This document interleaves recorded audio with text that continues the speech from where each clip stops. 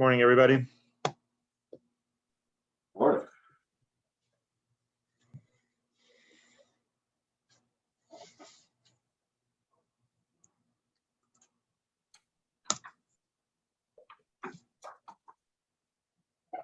Okay, so it is 8:45 and looks like the team's all here. It is July 20th. This is our regularly scheduled Board of County Commissioners meeting. The first thing on the agenda is public comment.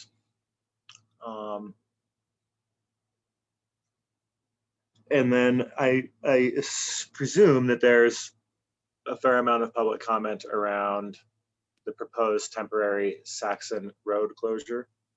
Board, if it's okay with you, I will invite folks to do public comment at that time as well. I was thinking that we would do, if we have sheriff and staff talk, then we can open it up for members of the public to respond after that presentation.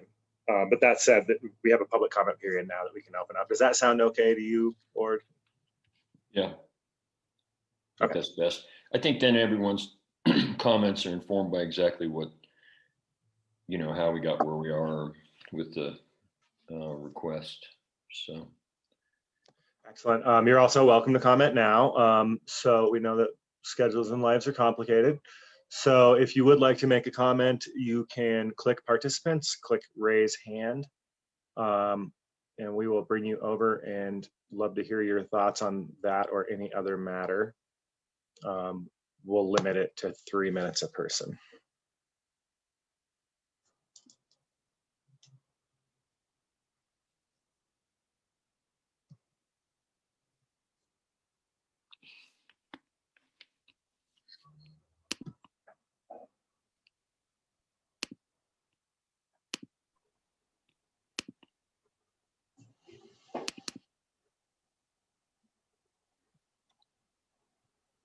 Listeners, I'm trying to bring over Dawn Kenner to speak.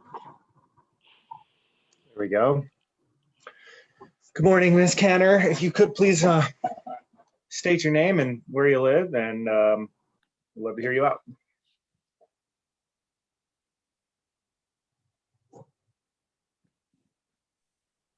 Sorry. Can you guys hear me okay? Yes. Mhm. My name is Dawn Kenner and I live 426 Trail Creek, Idaho Springs, I believe is our address. And I am speaking in opposition of the Saxon Mountain closure, not necessarily don't close it at all. I understand that there's some damage on the road, is what's being said. I don't know that it's damage that's occurred recently or that it's been there for a long period of time, but possibly, I also work for Lawson Adventure Park, and one of the things I would say is just due to business need or business awareness, if you will, that we keep the road open at least through tourist season, and then maybe close it, say, end of September after Labor Day for your temporary closure for repair or whatever the case is that you guys are wanting to do on that road for the non-tourist season. I have talked to some groups. There are some grants out there that we could possibly get to help maintain that road in the future so that it wouldn't be a detriment or an expense to the county. So there's some options there, or even getting some of the Jeep clubs to possibly adopt the road. I guess would be some of my suggestion, or even, the Forest Service has suggested on some accounts to maybe get it permitted, as we, George, you and I discussed a little bit before, maybe getting a special use permit or getting a permit to where they have to pay the county for use of that road. So each vehicle, whether it is OHV or non-OHV motorized vehicle, to get a permit system so the county makes money to continue the use of that road. So I think we have some options other than just closing it and closing it during the tourism season, I guess is what I would say. So I would hope that this commission and the commissioners look at it from every aspect for use, and that we can all work together on this and see if there's a better solution.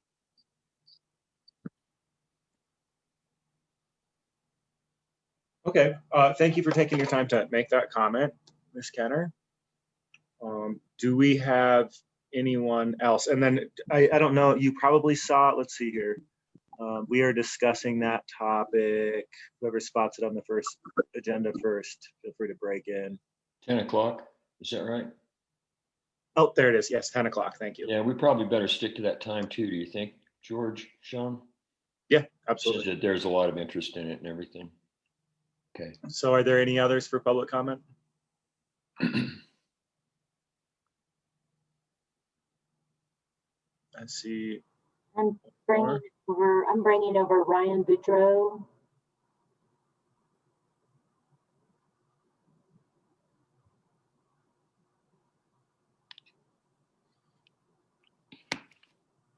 Okay, welcome, Mr. Boudreau. As soon as you're able to get yourself unmuted, please state your name and where you live, and we'd love to hear your thoughts.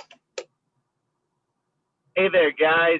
My name is Ryan Boudreau. I live in Arvada, just outside the Front Range there. I am a member of the Mile High Jeep Club, actually the land advocacy chairman for that club. I'm sure you guys are probably aware, Mile High Jeep Club is the largest Jeep club in the state. We have over 400 members. We have a couple of adopted trails actually in the Clear Creek County area, Spring Creek being one of them, Fillmore Lake being the other. And also our club hosts the largest off-road event in the state annually. Every 3 to 4 years, we're actually in Clear Creek County. We're usually in Empire. So that event usually brings 700 to 1,000 plus people, and we're very well versed in the trails around Clear Creek County since they're close to the metro area, and we run them as part of our large event. Saxon is one of those that we're really familiar with, and I do understand the concern of some of the rock fall that's on there. Some of it has been around. I actually ran the trail just a couple months ago. I was probably the first person through for the season. There were no tracks in front of me in the snow when I broke through, but it didn't seem to me anything new that I hadn't seen in the last couple years. But I do understand the need to do some maintenance up there. There are some large boulders that are, in the center of the trail that make it tight to get around. And I'm curious. I'll be really curious to see what your guys' plan is and kind of where this decision came from, and what the short-term closure would look like, and how that would affect the road itself. Because I think there are a lot of clubs with volunteers, not just Mile High Jeep Club, that are very willing to go up and help maintain the roads that we like to travel on. And we have a lot of experience in maintaining roads like this. The rock falls that I saw, a lot of the boulders could just be moved with winches to the side of the road that would then allow enough room for vehicles to get by. But again, I don't know the specific areas that you guys might be referencing in the closures. So I'll be curious to see how that is, but just keep in mind that there's a lot of opportunity for volunteers to come up there and help out, and we're very willing to do that. So I appreciate you guys taking the time to hear my comments, and I look forward to the 10 o'clock agenda. Thank you for taking the time. Do we have anyone else for public comment?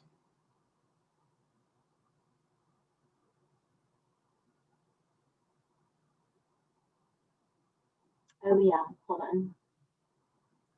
JD Marshall. I'm bringing that person over now. And you guys are welcome to stick your hands up and just leave them up. You don't necessarily have to wait for you folks.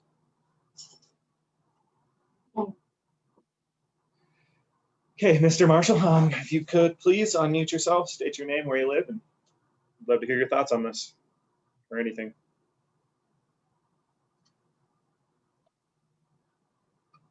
Hi, can you hear me? Yes, we can. Hi, my name is JD Marshall. I currently live in Castle Rock, but I spend a lot of time up in Clear Creek County in the summer. And we got word last week that there was discussion about doing a temporary closure on Saxon Mountain. And so I went up there on Saturday to kind of take a look because I had never been up there. I'd only seen pictures. And there are some places where it needs some maintenance. Excuse me.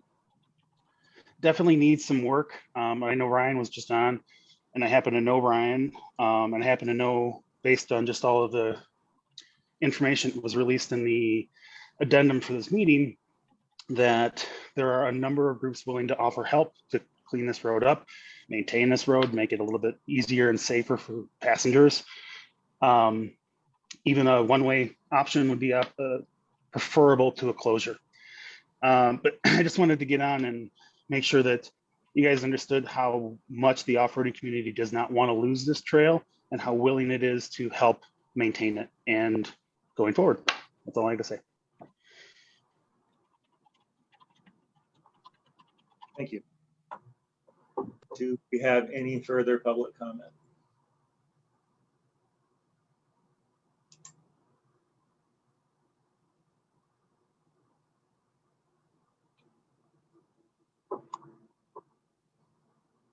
Okay, it looks like that is the balance of public comment. I want to thank the three of you for sharing your thoughts.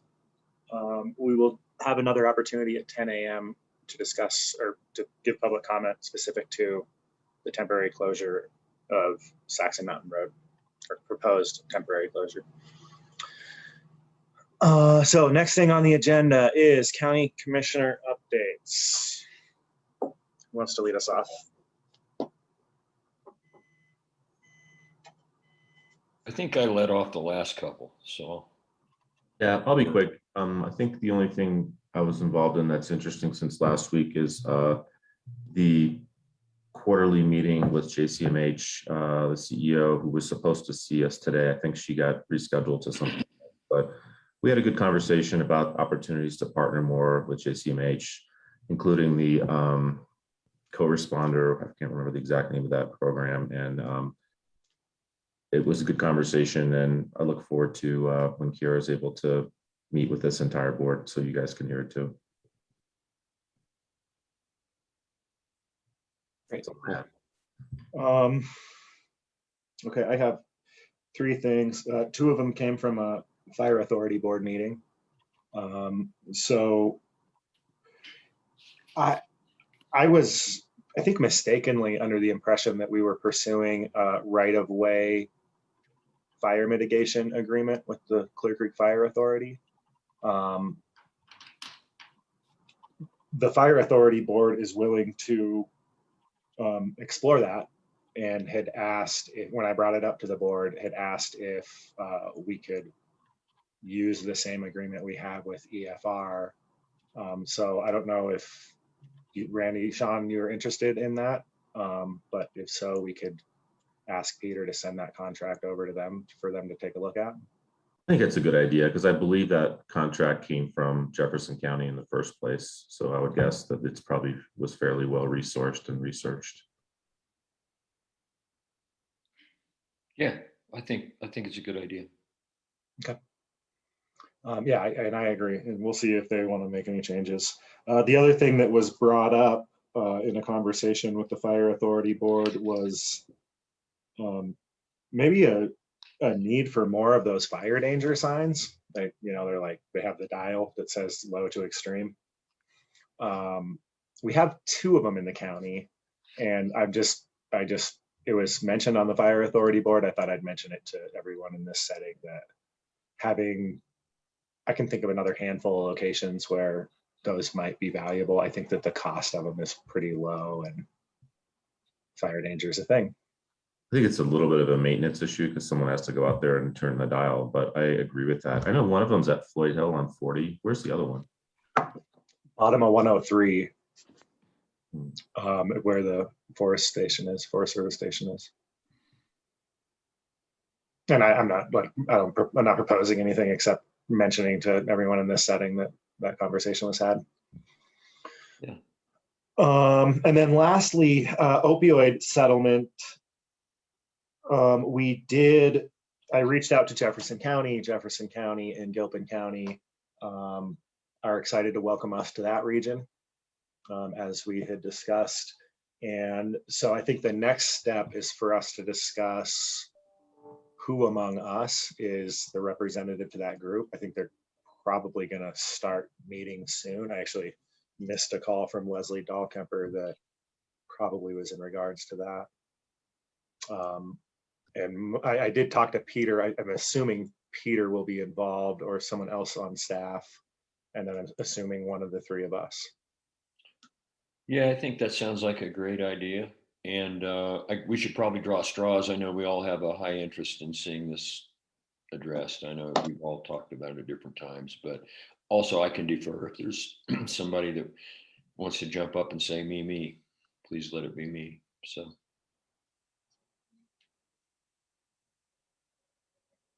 I'm pretty much in the same boat.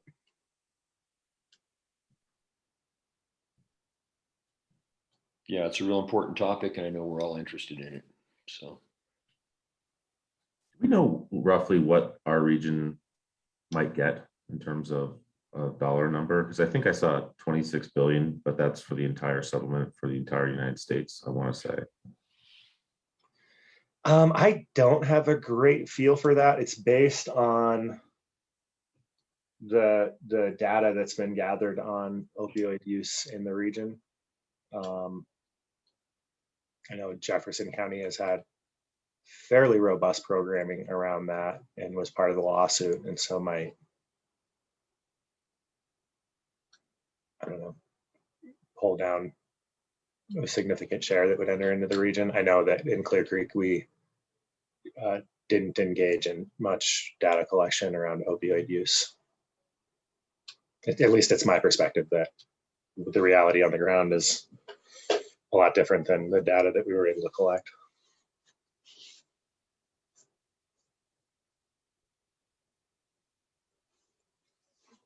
So I don't know that we need to make an urgent decision.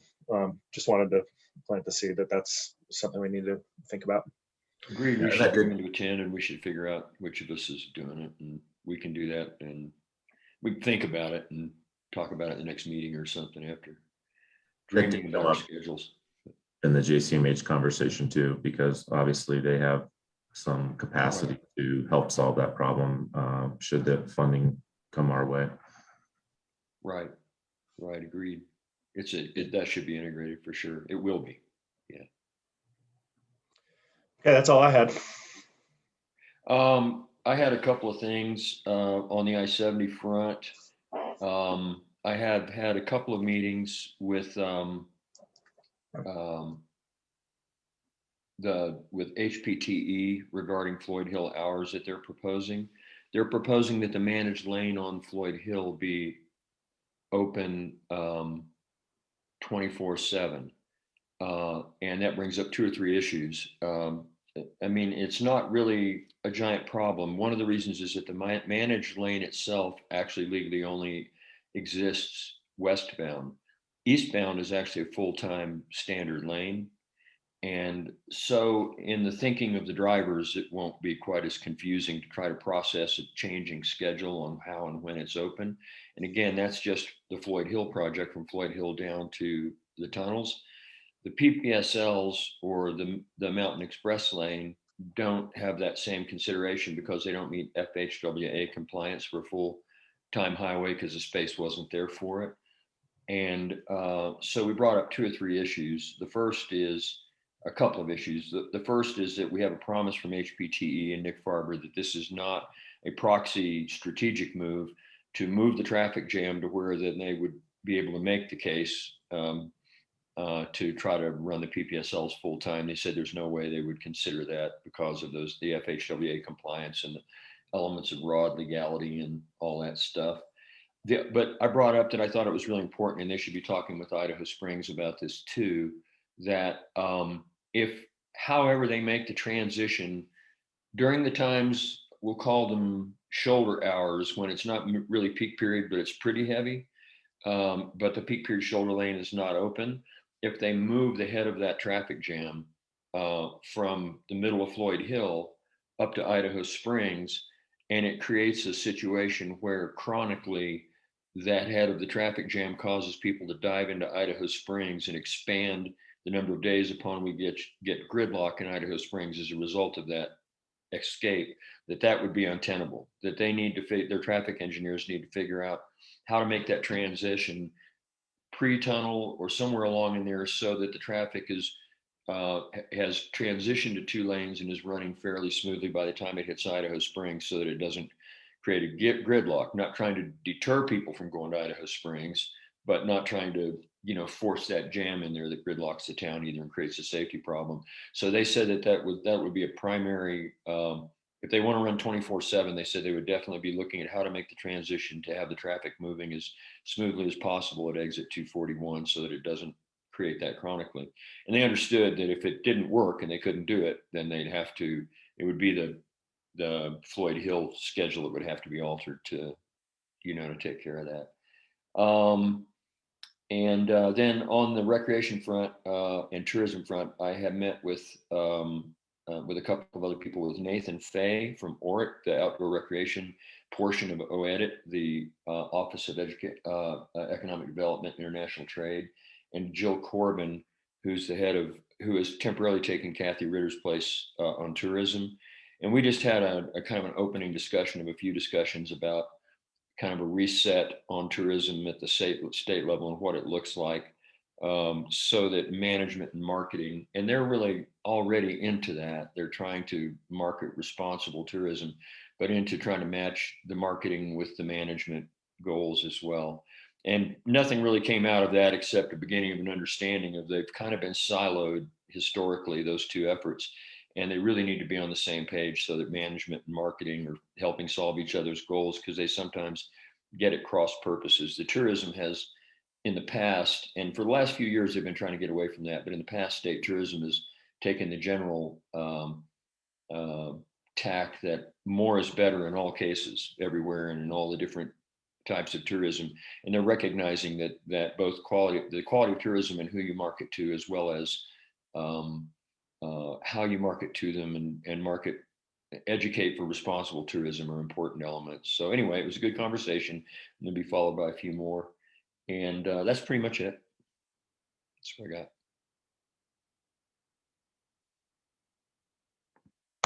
Okay, thank you. Next on the agenda is county manager updates. Brian, what do you have for us? Thank you and good morning. I think I got two quick updates. I think we're going to use this time to do some of the executive session items. But one, to give you a quick update on the Collaborative Care Center, bringing that project to the finish line. We've got an interior walkthrough scheduled this week and an exterior one scheduled for the following week. Working towards final inspections the end of next week. Hopefully, ultimately getting the keys to the facility the week of August 2nd. So we've instructed our public health and our human services team to be prepared for an August 9 move-in date. Personally, I had my first opportunity to meet with Centura last week, and they informed us that they intend to move in the week of August 23rd, with the goal of being out of the Jacob House by August 27th. They plan to go live with their operations on August 30th. They want a couple weeks in the facility to work out the kinks, and then we can get a grand opening scheduled to celebrate the end of the project and the opening of the facility. So we're probably looking at an end of September grand opening of the facility itself. And then the only other item I have is a retreat date. I talked with you about using one of these Tuesdays in lieu of a regular meeting to do an actual retreat, an opportunity to have a conversation with me with respect to goals, priorities that you have for me for this year. You know, where you want to see me spending my time, where I should be prioritizing my time as county manager. So I want to have that kind of a conversation. I'm having our leadership team update the various projects that we've attached to your strategic objectives. And so we'll give you an update on those also. And then agenda, I think the rest of the agenda is up for discussion for where we might want to head from there. So I'm targeting August 31 for that. So in lieu of a regular meeting, doing an actual retreat on August 31st, if that works for you. That's it for my updates. You said August 31st. Yes, sir. Works for me. Okay. We want to use the remainder of this time for executive session. I think so. So Yeah, save us some time on the end of the day, maybe. So, yes, the next item on the agenda is the consent agenda at 10 a.m. So I agree we should try to use this 50 minutes productively. Therefore, I move the board into executive session for the following purposes. Pursuant to CRS 24640224F, for the county attorney to meet with the Board of County Commissioners for the purposes of discussing personnel matters relating to organization and staffing within the Strategic and Community Planning Division, but not regarding commissioners or elected officials, or to discussions of personnel policies generally. second. Do we have anything else that doesn't sound like it's going to take 50 minutes?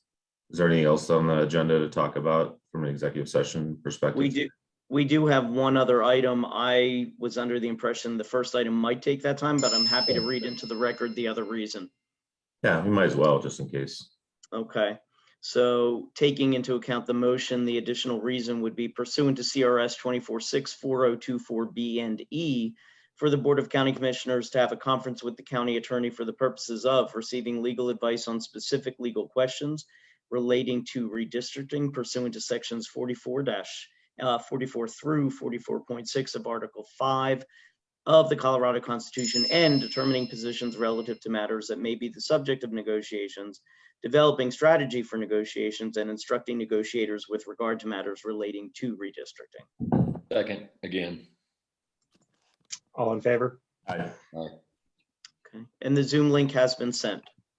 Cool. Okay, we'll see you on the other side. Thank you. Oh, right. We will adjourn into executive session.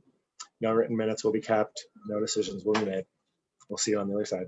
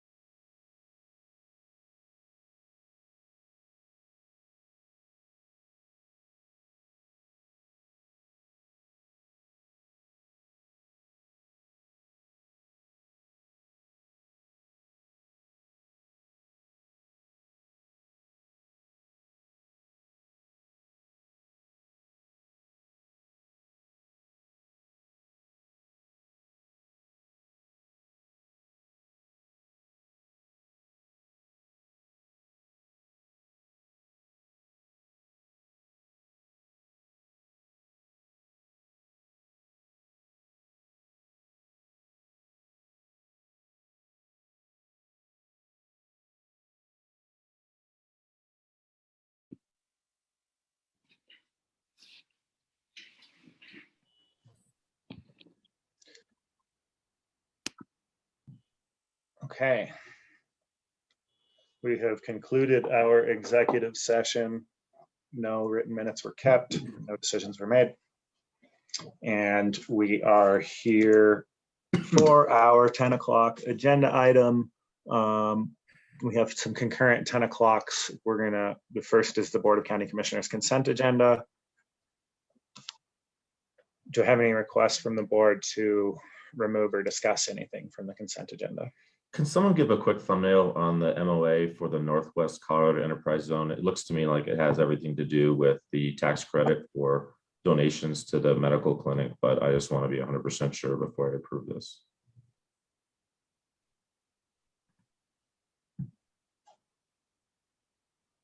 I was going to lean on Peter.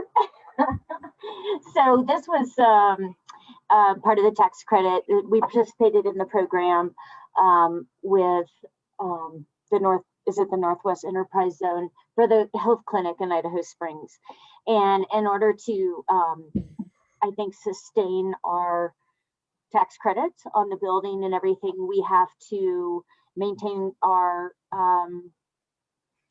MOU with them, as well as our payment to them to stay in the program. I don't know, Peter, I'd love for you to take a shot because I kind of came into this at the last minute.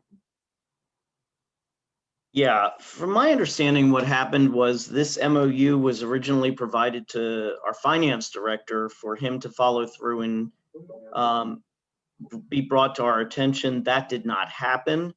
So about a week ago, they reached out to Beth, inquiring why they had not received the returned MOU. It's a standard MOU. It has no language that we'd be concerned about, but it is necessary in order for us to receive the tax credits.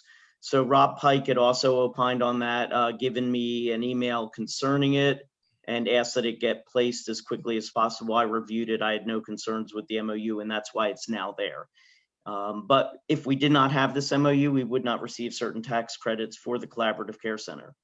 Yeah, and we're not going to be the ones receiving the tax credits, is my understanding. It would be the donors who are actually supporting the clinic. And my other question was why it's dated exactly 6 months ago, but you answered that, and I don't have any issues with it. Thanks.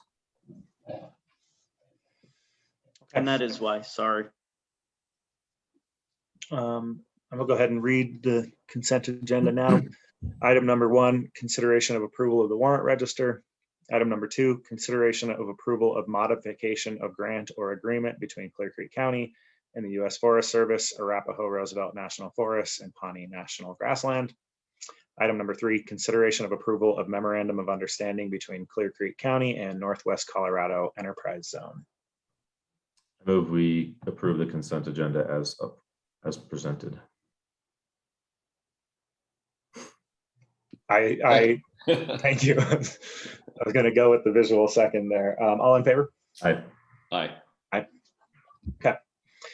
Next up on the agenda, consideration of approval of resolution number 2157 pursuant to CRS 42-4-106, authorizing the temporary closure of a portion of Saxon Mountain Road, a secondary non-maintained county road.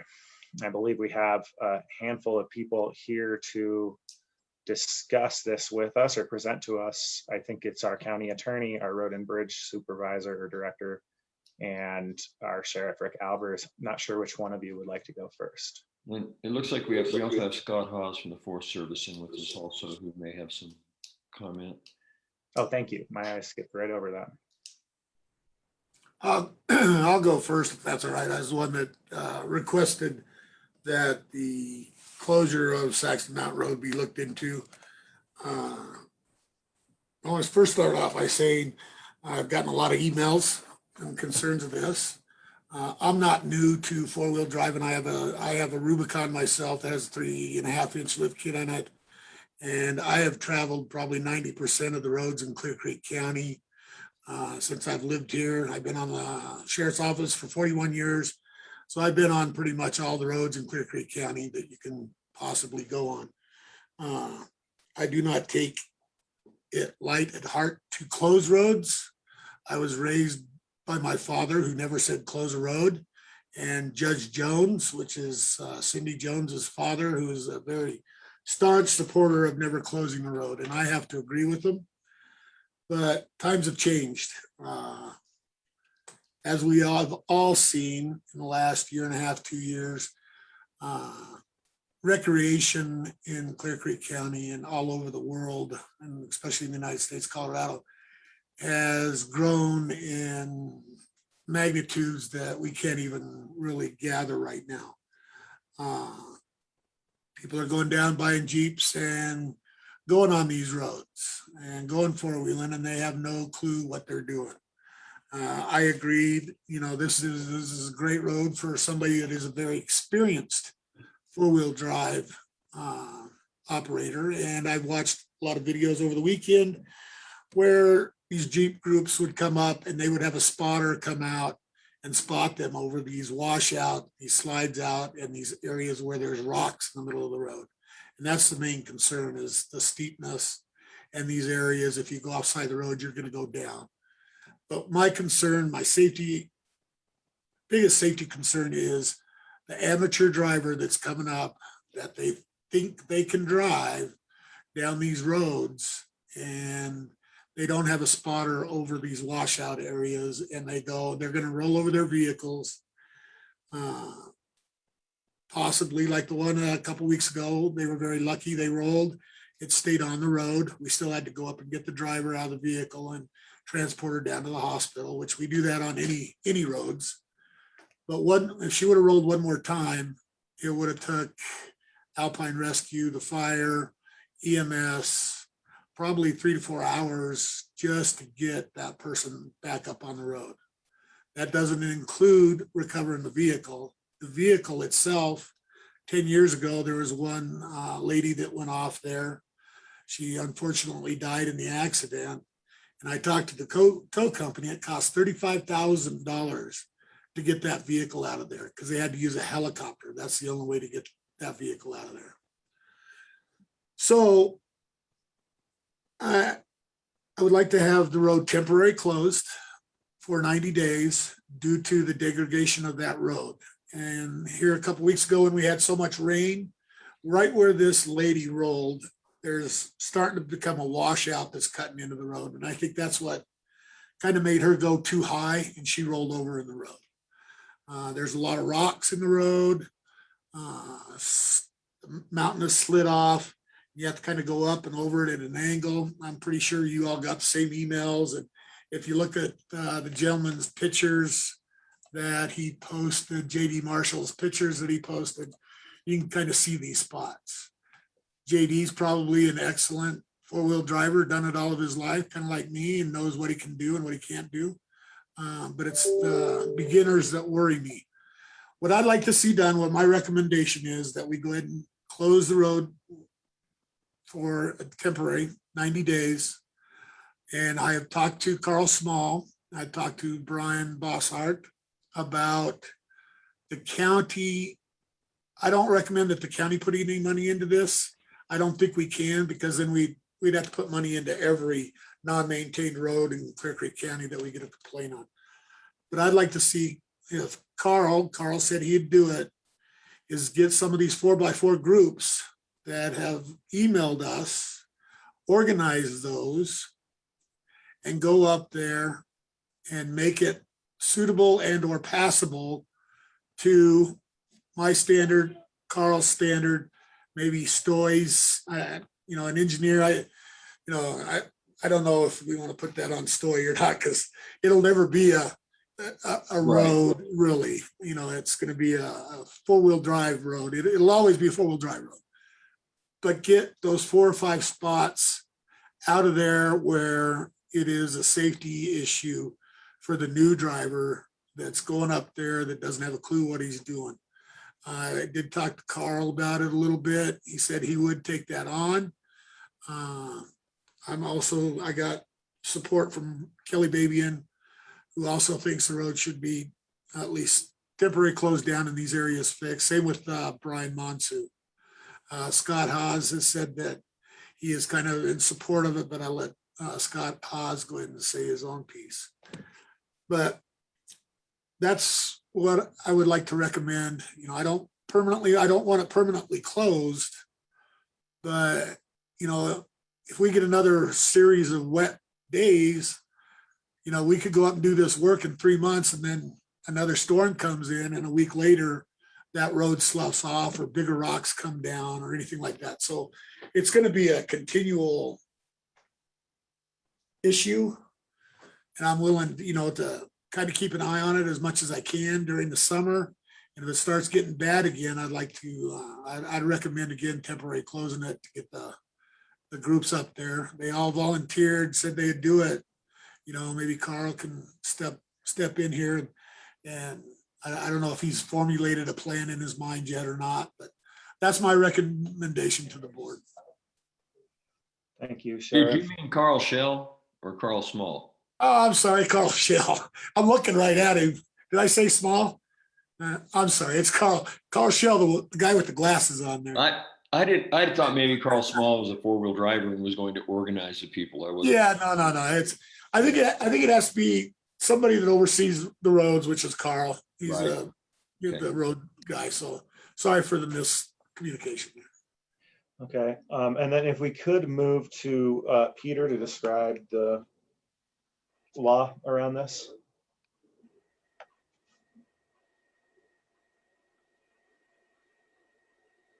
You're still muted, Peter.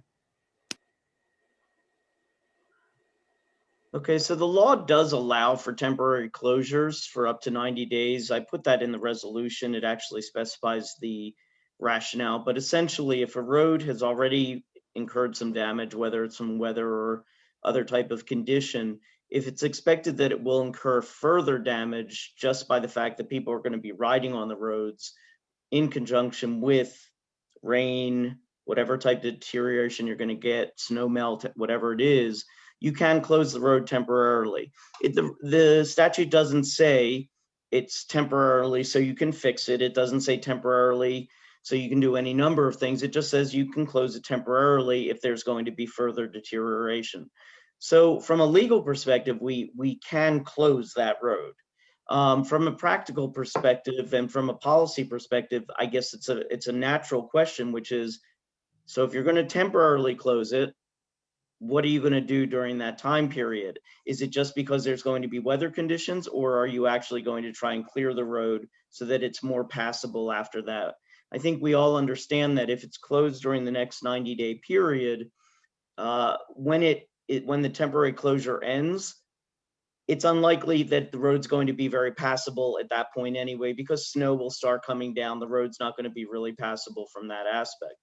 So, I think it's understandable that we've received a lot of community input concerning this. From a legal perspective, we certainly have the right to do it. The other aspect is that the sheriff has made everyone aware of this potential condition.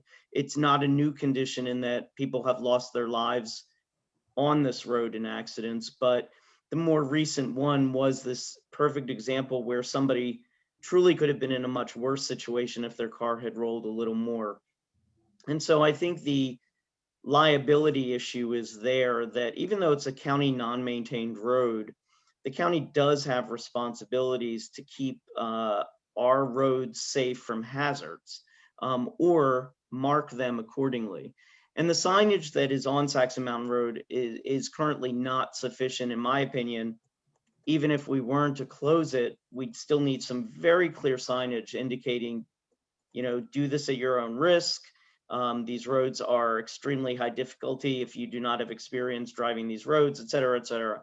Because the fact is that tourists, or even people like me who have been in Colorado 6 years, do not have the expertise of somebody generally who's driven on these roads for a lifetime. And so I don't think people realize that very often you really can go over the side of a road and not survive that. So it's a dual issue. There's a bit of liability for leaving it open at this point. Maybe it gets closed until some of these groups, including, I believe, even the HDPLC or HGI, whether they can help assist to clear those roads. It was done a couple years ago, as I understand it, that I think HGI or maybe the HDPLC actually did clear a boulder or was able to, I guess, break up a boulder that it allowed for the road to be reopened. But remember, that road had been closed for a couple years as well, is my understanding, back in 2012. Thank you. And then I think we can go to Carl.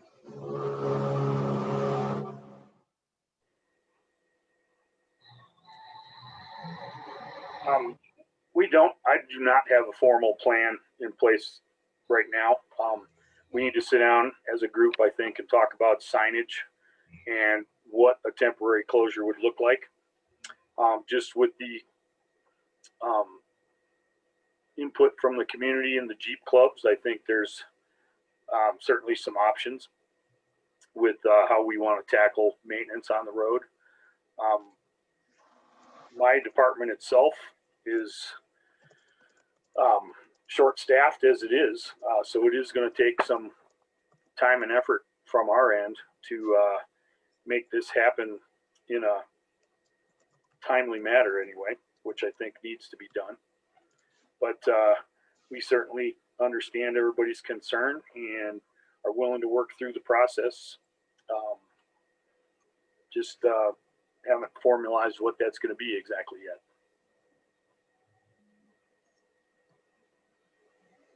Okay. Thank you. And Stoy, do you have anything to add to that? No, not really. I just did want to say, and thanks, Sheriff, for noting that we don't have any standards for this type of road. And so, I think if we were to come up with a plan, it would involve, road and bridge and potentially our recreational trails staff, the sheriff's office, and others to kind of take a look at this and see what is needed there to protect the public. If we want to put signage or improvements on the road or designate what that needs to be for us to open that up. These are all, I guess, standards that we would have to come up with. We have done some work on that in the past to try to set some standards, but we have not formalized anything or brought any of that information to the Board of County Commissioners to take a look at. So at this point, we would have to get a group together to really formulate what kind of standards we wanted to apply to this type of road in order for it to safely be reopened if we were to close it. Thank you. And then we have Scott Haas with the U.S. Forest Service. Hi, Scott. Good morning, everybody. First, I didn't know Beth would promote me to speaker, so apologize for the casual appearance. A few things on this. As the board knows, there's a lot of jurisdictional issues on roads across the county. However, Saxon Mountain isn't one of those. It's entirely a county jurisdiction road and the decision of the county. What our role would be to support any closures in the connectivity on the National Forest System, roads that would remain open. Talk to the sheriff a little bit about what those devices would need to look like on us. While I do have the floor, I want to put in the plug for the motorized community. They're our largest volunteer groups in the Clear Creek Ranger District. They come with a lot of expertise. Those issues that are unfamiliar to road and bridge, to our engineers, they're very capable of moving those things around. And I think that they can come up with a good plan with you guys. As far as signage, again, I would lean on the motorized community down in the San Juans with a lot of the high difficulty pass roads that they have. There is signage that's been adopted by other federal agencies, Forest Service, and the communities. So I think there's probably something out there that attorneys can take a look at and might be suitable, but just really recommend that you work with the community. We couldn't do the work we do on the Clear Creek Ranger District without them. Thanks for the time. Thank you. Anything else from staff, Brian, Peter? I was just going to suggest that before public comment actually begins, perhaps Stoy, if he has it available, could at least post the map that we're looking at and where the closure is, just so everybody understands the portion that's going to be closed. Stoy, are you able to do that? Yeah, I'm happy to do that. I think it'll be best at this point. I'll just share with the group here on the map that's attached to the resolution there. our mapping department mapped this out for us, and I think this is kind of fairly clear. You know, we can certainly look at clear map if we need to take a closer look at any of the details on this, but really we're looking at the road closure point near Georgetown, near the base of Saxon Mountain Road, that we can see in this area here, this road closed designation area at this point. And this point is right above the residential area within Georgetown there. We'll still allow access to all the developed residences and any of the potentially developable residences there within Georgetown.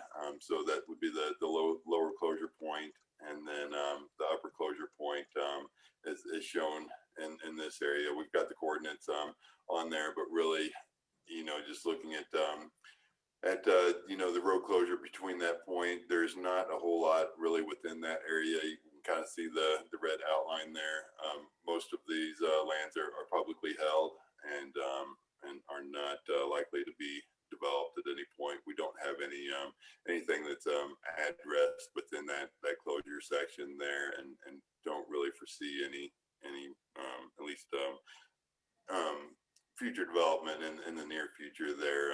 Nothing up there is really designated to be developed. So we don't have any residences or developed property there that would really be impacted by this closure.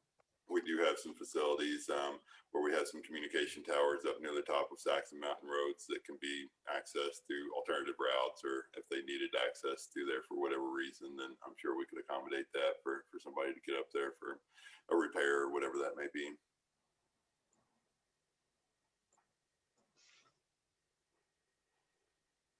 Okay, thank you, Stoy. While that map is up, board, do you have questions that you'd like to ask before we go to public comment, or are you ready for public comment? I have one quick question. Was there ever consideration of, I know that 90 days is the maximum amount of time, and from what I understand, and I'm not a four-wheel drive expert at all, but you know, I read the comments, and it seemed some of the points were made that this damage has been in place for a long time. This damage could be repaired in a fairly accelerated time frame in the matter of days or weeks rather than 3 months. Was there ever any consideration of a shorter closure to allow for some of the season to not the entire rest of the four-wheel drive season to be lost on that road? So I can answer from the way that the resolution is drafted. I believe it says up to 90 days. I did not put, and I have to pull it back up, but let me try and do that just based on what the sharing of the screen.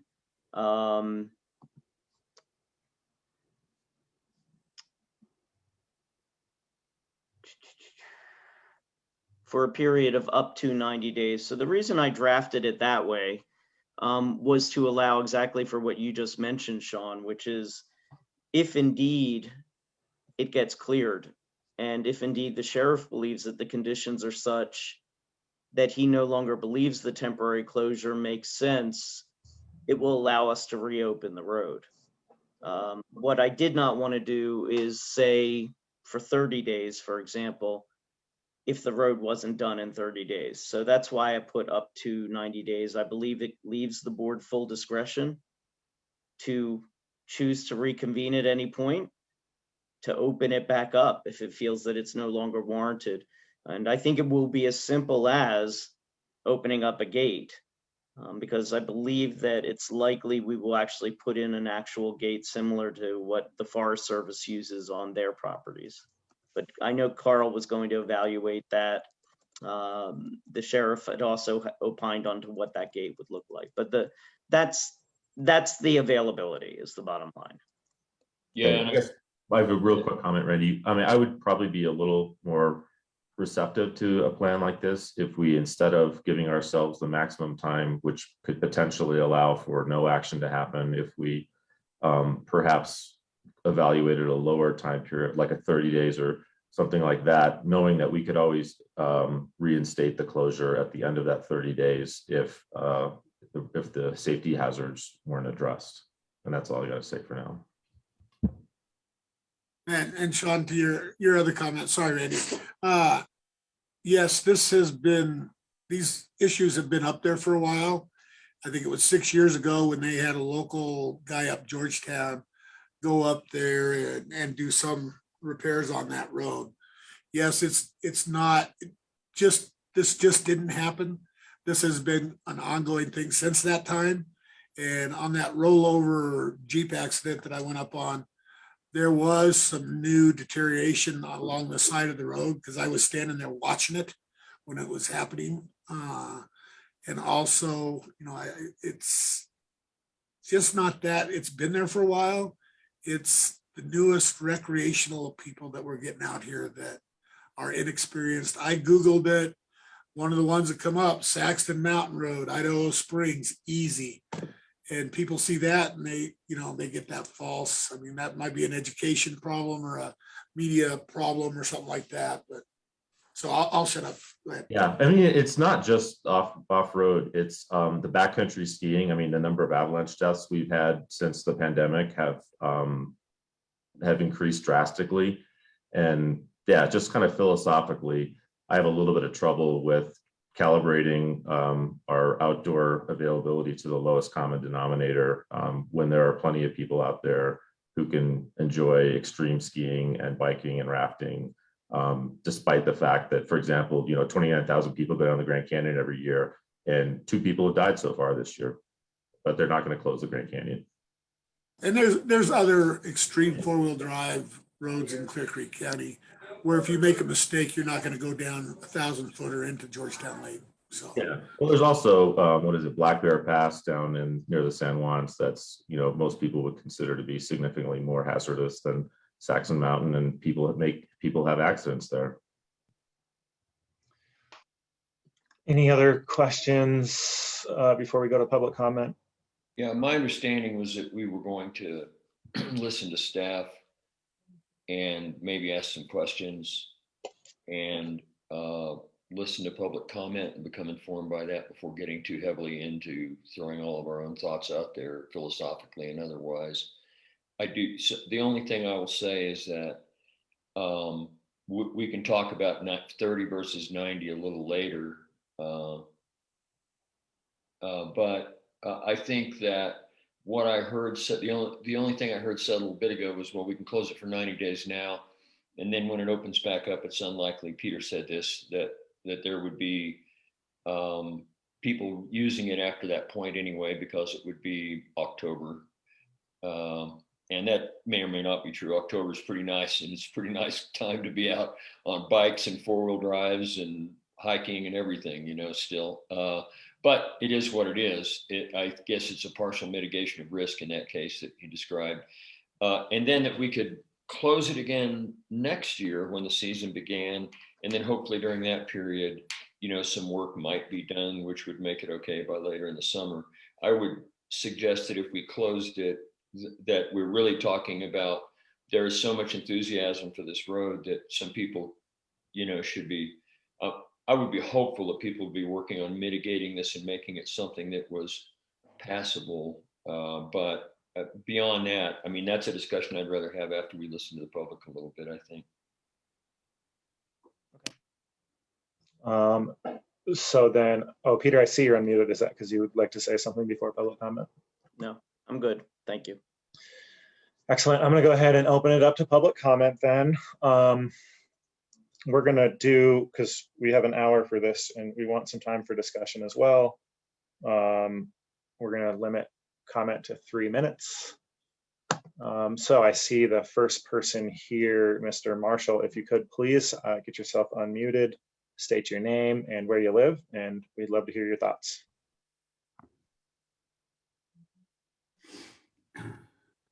Hey, everybody. I was on the call this morning. My name is JD Marshall. I live in Castle Rock, Colorado. I spent a lot of time in Clear Creek County as a general. In fact, 6 years ago was one of the first places that we went wheeling when we came out here. The picture that you see in right now is actually at the top of Argentine Pass in Clear Creek County. So after I found out about this issue, I knew about Saxon Mountain. I just hadn't been up there just yet. But I went up there Saturday to kind of get some pictures. and kind of take a look and see what was going on. The first thing I noticed on most of the trail, there was plenty of space for two vehicles, motorcycle or two to pass through there all around here. I did find some rock slides. This is an old rock slide. This is not new. It's well worn in. People have been driving over it for a long time. It's a little off camber, makes it a little nervous, but it's not really dangerous. This rock slide causes you to have to go over to the right in order to avoid it. The left over here is very loose, and so people have just kind of made a way over there. Again, this one has been there for a long time. This is not new damage. One more rock slide. I think there were 5 total that I found. This one is just a little off camber. It's actually pretty stable. I drove over it. This large boulder here just makes it a tight squeeze. It actually there's nothing dangerous about it whatsoever. Just a big truck might have a problem getting through there. A little bit further in that same spot though, this is that boulder. A little bit further though, this is loose here. This is a little bit loose and definitely needs some attention. This is probably the piece that most everybody talks about. I didn't get an outside shot of this because I was too busy trying to make sure I was doing what I was supposed to be doing. But this right here is the problem. It's a rock slide that has been worn over for a long time now, for a long, long time. And it forces you to drive up. You get a little bit of blue sky where you can't really see in front of you. It really helps to have a spotter there. But that's definitely probably the area that needs the most attention. And I'm guessing where people have run into issues before. And this is just the same spot, mid bump. So you can kind of see it gets you off camber. The camera's level. I'm not in this photo. So for me, the short end of it is that this trail definitely needs work. These things are not new. These things have all been there for quite some time. I know this isn't the first time that an attempt like this has been made to shut this road down. I think my concern right now is that this is being made with an attempt and no apparent plan behind it to address any of the issues. Yeah, there's been a lot of discussion of that today, but I really feel like that's been because the four-wheel community started pushing back as soon as we heard about this. So before any kind of a temporary or a closure is issued, I really would like a plan in place so that it can get addressed as opposed to just turning into a closure that lasts into the fall and then a closure that lasts into forever. And that's all it. And we'll leave the rest of it as submitted to public comment. Thank you. I had one point of clarification. I had just a question. Did you say that was your first time on Saxon Mountain? Yeah, that's the first time I've ever drove Saxon Mountain. And there are definitely a few spots where it felt a little, I'm also a realist. I'm a four-wheeler, but I'm a realist. And there's some spots where it's kind of like, oh, this is a little tight. This is a little bit off camber. This is a little bit much. But it's nowhere near where I've seen some of the trails that I've been on over the last 6 or 7 years. Definitely sketchy, definitely pieces where you need to know what you're doing. There are a lot of warning signs out there. I noticed it on the way up. I noticed it on the way back. So it just feels to me like a lot of this is public education, and some of this is just, quite frankly, trail maintenance. I know that there's a group that has adopted that trail. I don't know where they're at, but I know that a lot of other groups have now stepped in and said, you know what, if they're not willing to, or the Forest Service or the county cannot, we will. And I think that's the biggest statement that you guys are hearing today. Okay, thank you for that comment, Mr. Marshall. I do see we have another hand up, and I want to encourage folks who wish to make a comment to be proactive in getting your hands up. So Ms. Hale, I see that you are on this side. If you would please unmute yourself, state your name, where you live, and we'd love to hear your thoughts. Nancy Hale, and I live in Georgetown. I'm the executive director of Historic Georgetown Incorporated. I believe that Historic Georgetown owns Saxon Mountain. And so therefore it is our liability, I assume, even with the quitclaim deed.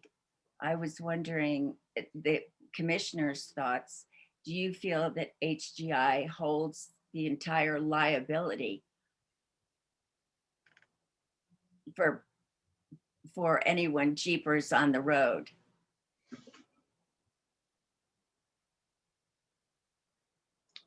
Anybody? Can Here. you? Yeah.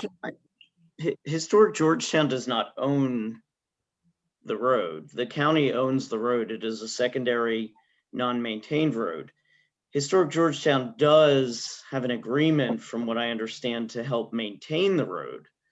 So in terms of maintenance of the road, presumably if there was an accident and any liability were to be assigned, it wouldn't just be the county that might be sued by somebody who incurred some sort of personal injury, but it would probably also go to anybody that was required to maintain that road. My understanding is that there are older agreements with Historic Georgetown as well as the HDPLC to manage the road. And in fact, in the past, a few years ago, I believe one of those entities actually did help to move some obstructions out of the roads to allow for it to be reopened. But the county is the one that owns the road. We, in 2016, we paid $2,100 to have a few of the boulders moved. But in the letter with the county, it didn't say it was a secondary road. The county said it would maintain the road as a primitive road. And it's signed by the commissioners. I think I gave that to Beth Luther yesterday. So what does that mean to you when it says primitive versus secondary? And I can comment on that a little bit, Ms. Hale. There is, we classify the roads in at least two different manners. We have a functional classification of the primitive road, and that really just how the road functions. If it serves developed properties, then it's typically going to be a local access or collector type road would be a classification for something like that. For something that is more of a one-lane road that does not access developed properties, we classify that as a functionally as a primitive road. Mm-hmm. And then as the county has adopted the public roads within Clear Creek County, we've assigned maintenance categories to those, and so we have a maintenance classification of a secondary county non-maintained road. And so it's classified as functionally as a primitive road and maintenance-wise as a secondary county non-maintained road. Thank you. When Sheriff Albers called me when the woman rolled her Jeep, it was primary to myself, and I called the management board that the road be closed temporarily because safety was our most important object. We wanted people to be safe. And so therefore, I'm just here to hear all the comments. I've not been able to speak to my entire board as our board meeting was in June, annual meeting, and we don't have another meeting until the end of August. But at that time, I will definitely talk to the board and poll them on how they feel about this. So far, the board members I've spoken with feel that we would definitely like it to be maintained or be open to mountain bikers, hikers, dirt road bikes, or whatever. But at that point, we would go for a temporary closing until this gets worked out with the commissioners. Thank you. Thank you, Ms. Hale. And I see we have 3 other folks who wish to speak.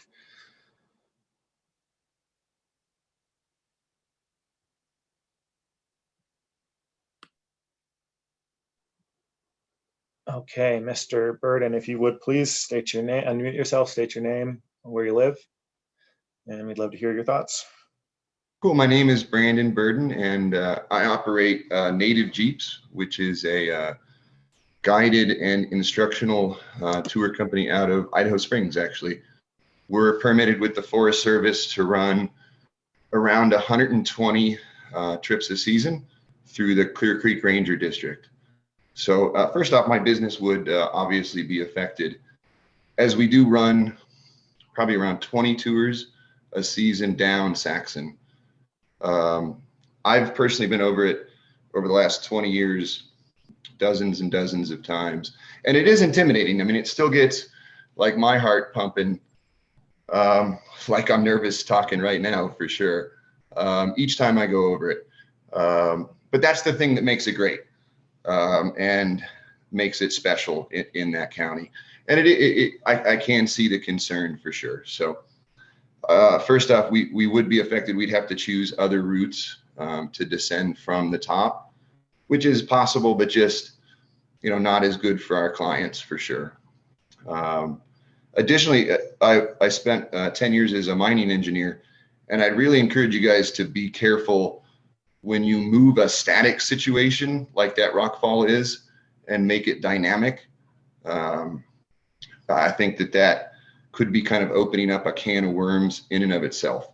So just, we're good in the off-road community with taking care of some things, and moving rocks is one thing, but sending rocks down that cliffside and then changing the dynamics of how it's currently stable, I would have a real concern with. So those were my comments, and I hope we can find a resolution where I can continue to take clients down that road for sure.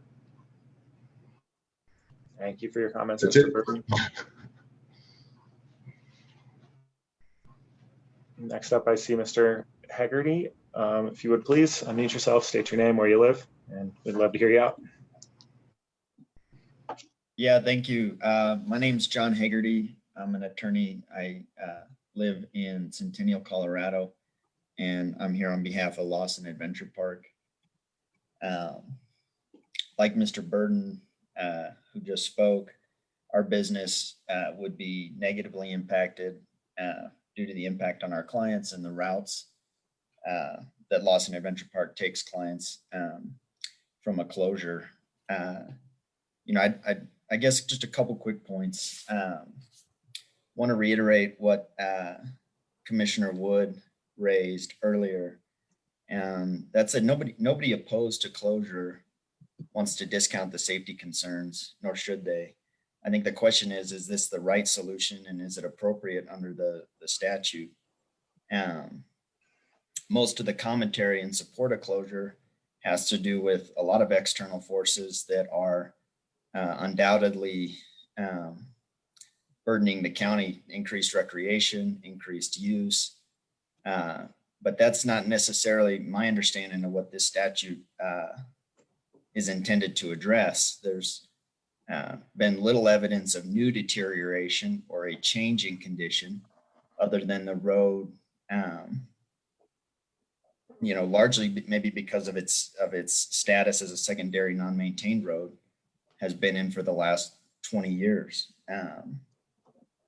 There's not a lot of statutory interpretation of 42.4.106, but my read of it, for what it's worth, is that the limiting condition is that the road, there has to be evidence that it'd be seriously damaged or destroyed,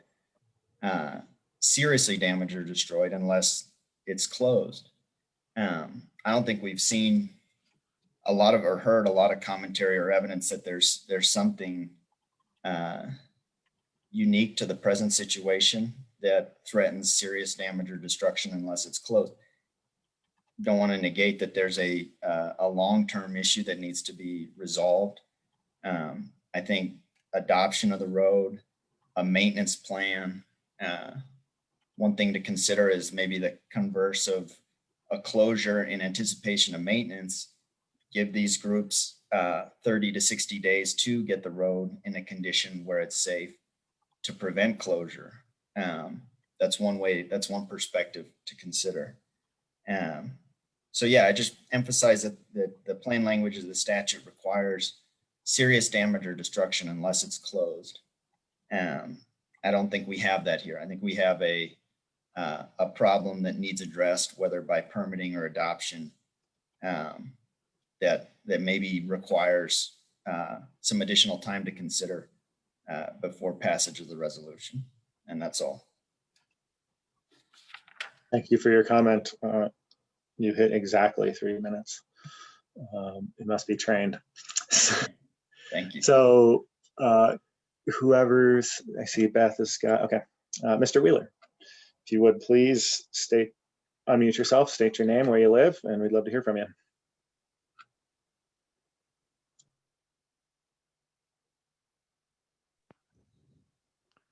So I'm Mark Wheeler. Live over here in Golden. I travel the Saxon Road on a regular basis. I have been now for 20 years.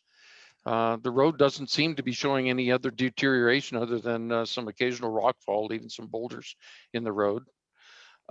Just to give you a little bit on my background, I'm a member of the Colorado Outdoor Recreation Economic Council. You spoke of Nathan Fry a little earlier in today's meeting. I work with Nathan. I'm also a member of Colorado Off-Road, of Trail Defenders, of Mile High Jeep Club. So I'm involved in the four-wheel drive community. We have used that trail multiple times as a member of Mile High Jeep Club with our events in Empire, and we appreciate the trail. The people that we have that go over that trail really, really enjoy it. They love the views of Georgetown. They love the fact that, yeah, there's a little tippy spot here and a little tippy spot there that gets their blood pumping. Yeah, but that's what four-wheeling also entails. I do like Carl's ideas as far as getting the clubs involved. And Carl, I'll offer my time to you right now to adopt that road. We at Mile High Jeep Club have tried to, over the years, provide maintenance on that road, and we've been shunned, quite honestly, because it's a county road, and there are issues with adopting a county road, very different than what the Forest Service does. You heard our Forest Service friend tell you a little bit about us. We do great work. We can make things happen. We've opened, last year we opened Tamichi Pass. The year before we were out clearing avalanches all over the state to get Forest Service roads reopened. We have people that are knowledgeable and willing and have the muscle to get involved and want to get involved in maintaining these types of situations and improving them. We work, like I say, all over the state. So Carl, feel free to reach out. I'd be more than happy to contact you or vice versa to put together a task force to come up here and make that road a little more passable and a little more up to the sheriff's standards. And Sheriff, we're more than happy to work on a weekend with you if you have the time to walk that road and make whatever changes need to be made and address any of your concerns. You know, you can go a long ways with 20 guys and a pick and a hand shovel. That's how that road was built. We know we can maintain it. So let me know. Thank you for your comment, Mr. Wheeler. Looks like we've got a couple more.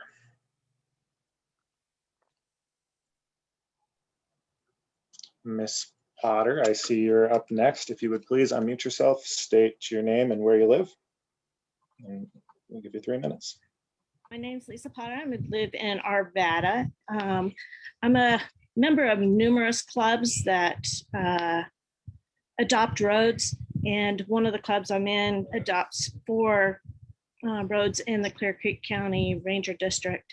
I know that all these groups will come together and will assist Mr. Shell in getting the roads, the safety concerns on Saxon Mountain addressed in a timely manner. So just give us the chance and the opportunity to help out, and we would really appreciate it.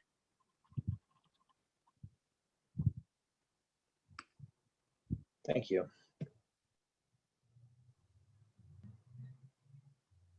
I see our number has grown to still 2 more. Mr. Young, if you would please unmute yourself, state your name, where you live. Hi there. I'm Frank Young. I live in Silver Plume. I am a member of the County Open Space Commission, who's manages most of the land that this road crosses along with historic Georgetown and the town of Georgetown. I've been driving this road since the early 1980s. But I think that, the most important consideration is safety in this situation we're in right now. I would just like to opine that a temporary closure while maintenance work is done is great. And that as said the land manager of the land this road crosses, we are willing to work with any volunteer group and with the other county staff to get these several problem areas cleaned up so it is a safer road. So that's just want to let you know that's my opinion, and the Open Space Commission is willing to work and get this thing resolved. So thank you. Thank you, Mr. Young.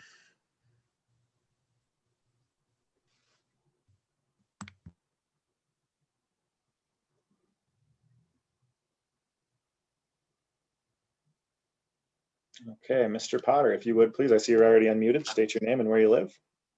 Robert Potter, Clear Creek County homeowner, also a member of Colorado 4x4 Rescue and Recovery. I just want to point out that you've been given many options today besides closing the road, and closing the road is a very knee-jerk reaction to one vehicle that went over on its top a week ago. I was up there when we flipped that thing back over and brought it down. To my knowledge, that road is not the worst one in Clear Creek County. I would give that to Hamlin Gulch, where we pulled many people off of in the last year. And I think you should explore other options rather than closing the road down. Hopefully that was short enough. It certainly was. And Mr. Potter, could you clarify? I know you stated you're a Clear Creek County homeowner. Could you clarify where you reside? I reside either in the summertime in Clear Creek County, in the wintertime I'm down in Thornton. Thank you. And next up, I see we have Mr. Jarvis. If you could please state your name and where you live, and we'll give you 3 minutes.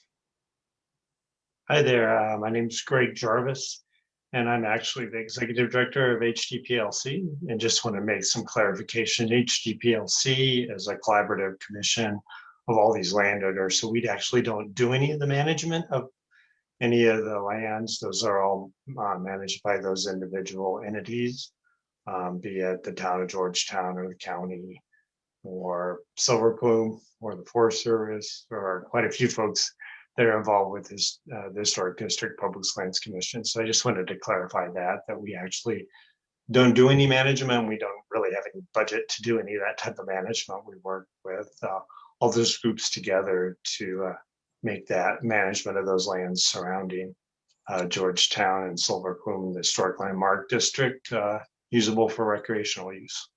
So just a clarification on that.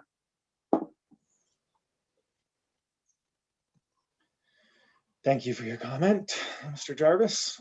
So I'm going to go ahead and close public comment. I don't see any further hands raised. I want to thank everybody for taking the time to express themselves to us this morning. We have, maybe the first thing to discuss is how we'd like to proceed, given that we have 7 minutes left for the allotted time for this. Next thing on the agenda is a COVID update. I did reach out. KGOT is apparently not planning to broadcast that. Board, what's your pleasure? Shall we try to keep this conversation going past 11, or reschedule, or try to get through it in the next 6 minutes? I don't think we should go far past 11. I think we announced that Tim's doing a COVID update, but we could take a few minutes if we think we could resolve it, or we could continue it to a later part of the day, depending on our schedules. I'm good to be able to go a little long if we need to revisit it. But maybe we just go at it, and I see 6 minutes left. Maybe we say we're done by, if we can't finish by 11:10, then maybe we ought to go to COVID update and get that, knock that out of the way. But that's just my thought. I'm fine with that. I mean, I feel like I've heard enough already. Okay. And Randy, I like your idea, and my schedule's open if we need to, continue discussion of this after the other items. I know I'd be shocked if our conversation went long-winded, but it's possible. Like anything's possible. So. Okay. Well, then who wants to share their thoughts on the content? I'll jump in. I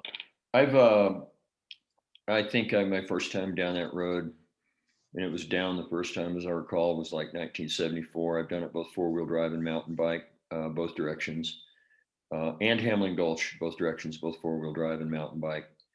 And I think the difference with between Hamlin Gulch and Saxon Mountain is the exposure, number one, which is, I think, the real reason we're here. It has continually eroded. It always continuously erodes. This isn't the first time it will have been if we close it closed. And it was because it became very full of large boulders and stuff, and it was virtually impassable at one point, I think about 20, 25 years ago. I don't recall exactly. And it was closed, and then some people wanted it open, and then there was some maintenance done to the road, and it was opened back up. And I think it's likely that that would happen again, and I would hope it would happen sooner rather than later, so that we didn't have to close it again next year. It'd be nice if those problems were solved to the satisfaction of the sheriff. It is due to continuous erosion, and some of that erosion is caused by the actual use, but the bulk of it is just the mountain reclaiming the road, as it does all the roads over time. And it's also because we have had an unbelievable increase in use of all roads and all recreational resources, foot traffic, biking, everything in the last several years. And I was doing the math the other night on a lot of the things that we do count with trail counters. And if you look at population increase, it's clear that usage is outrunning population growth here by at least a 5-to-1 ratio, maybe 5 to 10 to 1 ratio. And so I think what Rick's pointing out is that certainly there are people that think they can be rock climbers and stuff, but there are that maybe shouldn't, that go over their head and do things and get hurt too. And I agree, those other uses get people hurt. But I know I showed up and didn't know anything, and I went down that road the first time, and by any reasonable rule, I should not have been allowed to, but I did. And I think it's the rolls of the dice, the number of people we've got, is what I hear Rick referring to. I believe it's probably a good idea to affect that temporary closure and to affect it now. But to be clear that this is not a statement about any other road or any general change in policy, other than that we have a frequency of use and some conditions on the road that are putting some people, whether they are experienced or not, into untenable positions. But when they're less experienced, are more likely to make a mistake that gets them hurt.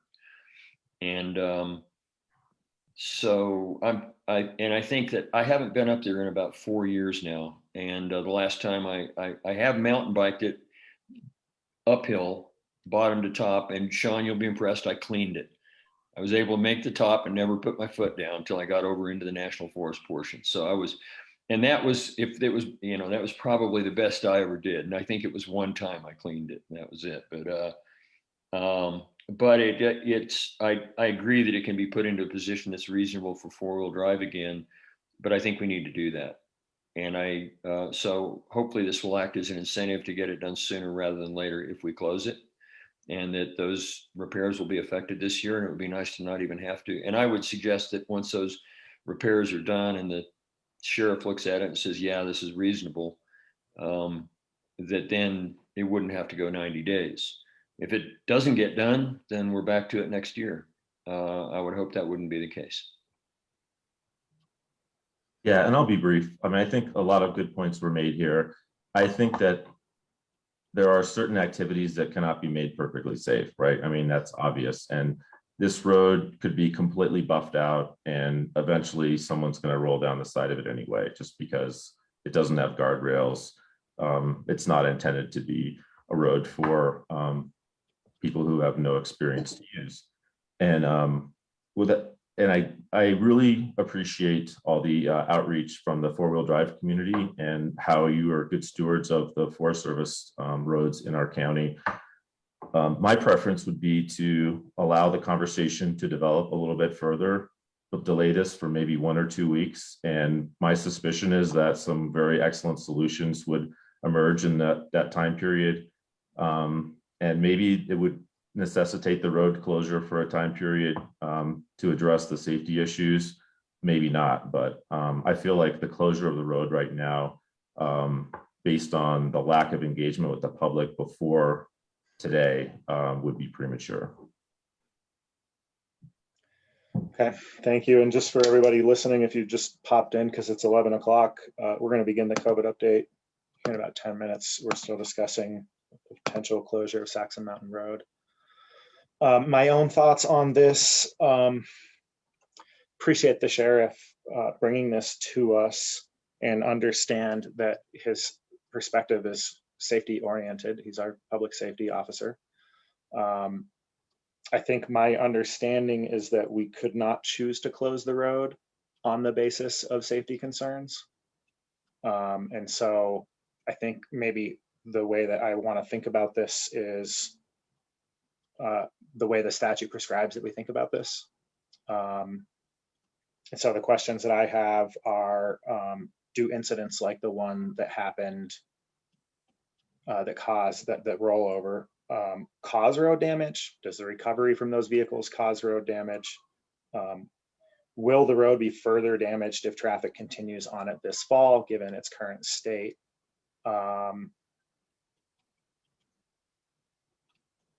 That's, I think, kind of the threshold that I think we need to have. I think the answer to those questions, or specifically the third question, needs to be yes, for this to be something that we can do. And if those answers to those questions are yes, then just like any other asset in the county, I would support making sure that it doesn't deteriorate further to the point that it's potentially permanently impassable. So that's, I don't know if Road and Bridge staff cares to comment on that.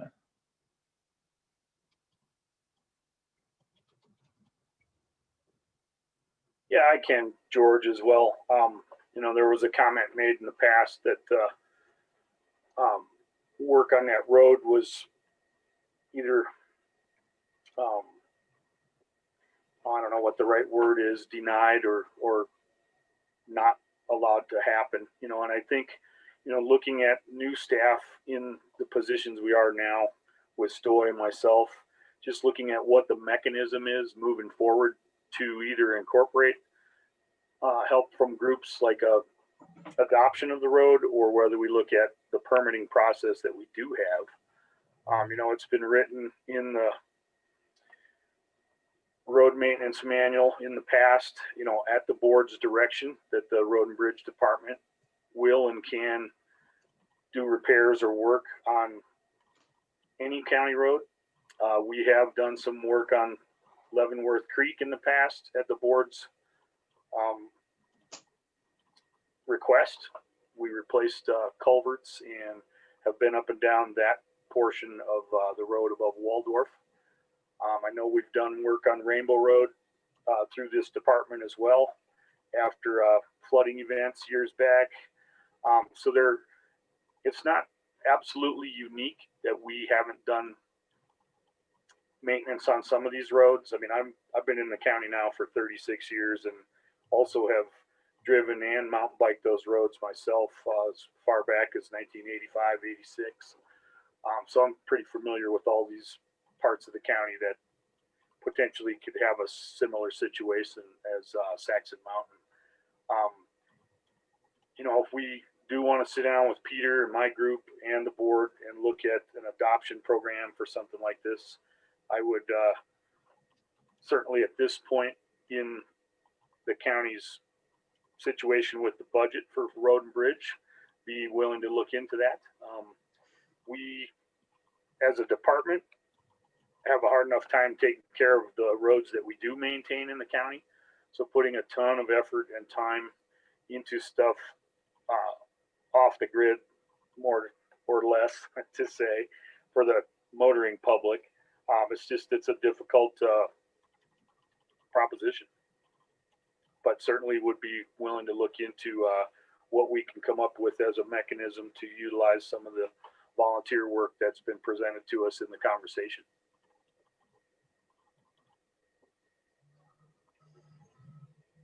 Thank you. And I know, I mean, my perspective, somebody correct me if I'm wrong, on the maintenance of primitive roads is that they deteriorate over time. Randy, you mentioned the mountains just kind of reclaim them. And oftentimes 20, 25 years later, you look and you say, okay, well, I'm not sure exactly which moment caused this road to be in a condition where it's deteriorated to the point that further traffic will cause it to deteriorate at a greater rate. If road and bridge staff thinks that that's where we are and they're the experts in this and responsible for keeping our road system in place, then I will support this closure. Thinking to clarify where I think to add a piece to what I said, there is an acceleration that happens at some point, particularly on the steep. You know, as I've said about the nature of our trails of all kinds here, even our foot trails up Bierstadt as an example, they're steep, loose, and dry. And when their ability to withstand erosion, when they become more eroded by erosion, coming across the road and down or down the fall line, as it increases, it tends to, there's kind of an acceleration rate to it sometimes. And because once you're not withholding that erosion, that flow of the climatic conditions, then it starts getting worse faster. And part of the reason that we maintain those roads is, it's hard to separate safety from those words about erosion. So I don't know if Peter I have no idea whether you're exactly right in your interpretation, George, but I do know that the erosion, it seems like it has reached a point there in a few spots that something needs to be done. And it looks to me like if it's the sooner it's done, the better. And, personally, I think that if we have the people who say in the interest of using the road, the stakeholders who are willing to get out there and get it to happen, that this is the incentive we need, that we need to make that happen. I personally believe that, like the sheriff, that I'm taking his word for it because I haven't been up there in the last little while, but I know it always eroded a little more every year before, so I assume it's still doing that now. That using this as the incentive to get up there, and then to maybe a good management plan for that road in the end is if we put gates up, because it's the best way to close it, that those gates can remain in place. And if this happens again in the future, we have a way to implement it. Or if there's ever a seasonal reason or anything like that, we get a big rainstorm flood or something, we've got the ability to do something with it in the future until it's repaired. But anyway, I don't really feel the need to wait. I think we've got what we need with the intent that we will get it back open, and we're talking about this road alone. Yeah, my only comment about the damage and the further damage of the road is my understanding is it was last informally maintained in 2016. That was 5 years ago. And I think one of the gentlemen who presented showed some photographs and mentioned there were something like 5 different areas, none of which had changed drastically in the recent past. I don't really see how closing the road for a few weeks would move the needle on any sort of accelerated or decelerated wear on the road. And Peter hasn't weighed in on that. I'm not even sure if that really is the gist of the statute. But again, I'm not inclined to want to do this. I think it sets a bad precedence. And again, I think it's incumbent upon us to have a more robust public engagement process before we do something which is somewhat drastic, in my opinion, such as closing this road right now. Well, and let me just respond to Sean on that. The statute is, as actually even one of the public comments stated, it does talk about deterioration being worsened as a result of the traffic in conjunction with whatever type of weather condition, whether it's flooding, avalanche, whatever affects the road. So that's not a legal determination in terms of whether or not it meets that criteria. As a public commenter had said, there's virtually no case law that actually interprets that statute. So with that in mind, that does give the board some freedom to interpret it as it wants to, but it also does not provide any protection because there's no indicator. Again, because this is temporary, my view was that it's less drastic than trying to achieve a permanent closure. But what I was trying to say, and I hope it wasn't misinterpreted earlier, was that if you are in effect closing it for 90 days, that is essentially permanently closing it for this season, is what I was trying to demonstrate, which is that whether you consider it temporary for 90 days, you're going to lose the bulk of the jeeping season for most people. And that's the only thing I was stating. So I was less concerned whether you considered it temporary. It's more the 90-day aspect. And I heard Randy, and I agree with you, Randy, that October is a great time to be out on those roads. There's not. I mean, in normal conditions, those roads are still passable in October. Brian, I noticed that you had something to say a while back. Yeah, well, I think you've asked a specific question twice, and we haven't really answered it. And you asked us, is if we keep the road open, will the use of the road continue to keep deteriorating? Just the fact the road is being used by the Jeep community. I don't think we've actually answered that question. So I'm sorry to put you on the spot, Carl, but do we have a professional opinion on that? And Brian, I agree with you, and thank you for addressing that. And one of the ways that this could go is for staff to be given a week to really make an evaluation.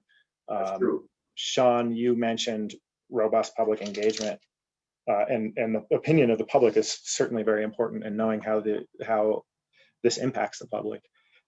But more important than that is to give our experts the time to really bring us a well-founded recommendation. So, Carl, do you think you need that time, or are you ready to make a recommendation now?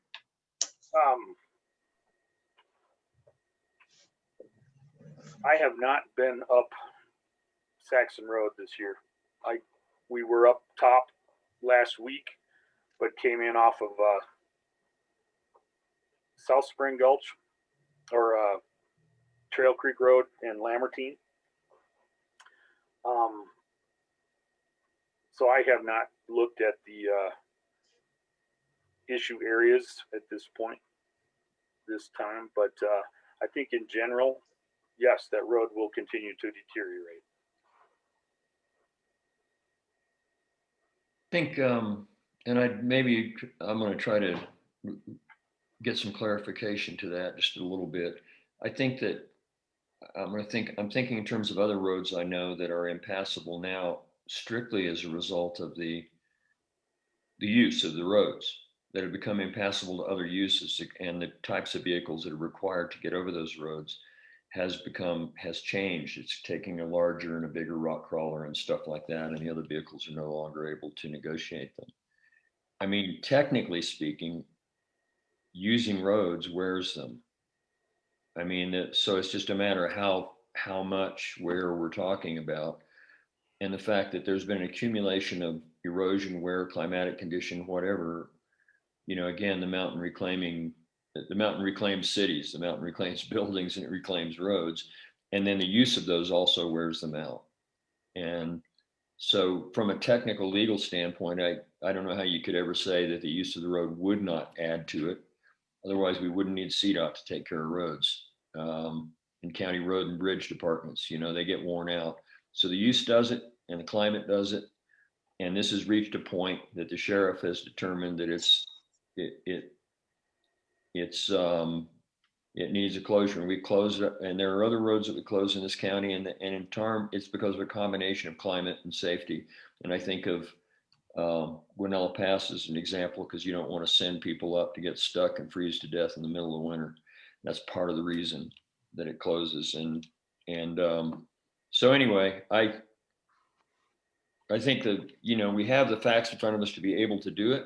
My hope, though, is that it'll end up not being 90 days by virtue of being able to revisit it, because some folks who are highly enthusiastic and have been promising in the letters to us and throughout this meeting that they want to get up there and make it happen will do that. And that we won't have this condition then. And it probably, you know, again, it's something that's happened a couple of times in the history of this road since I've been here. Mm-hmm. That it's gotten bad enough that it was closed, and then they fixed some stuff and we got it back open.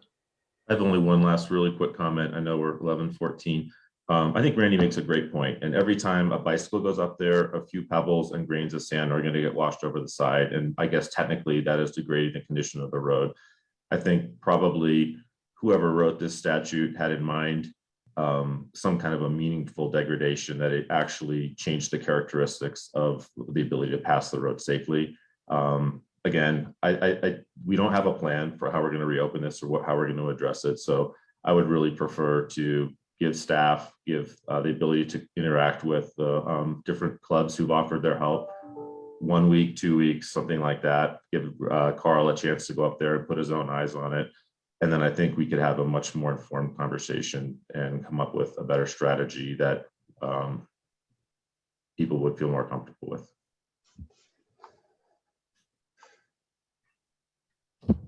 And it's Sean, I appreciate your encouragement for us to move on. It is 11:15.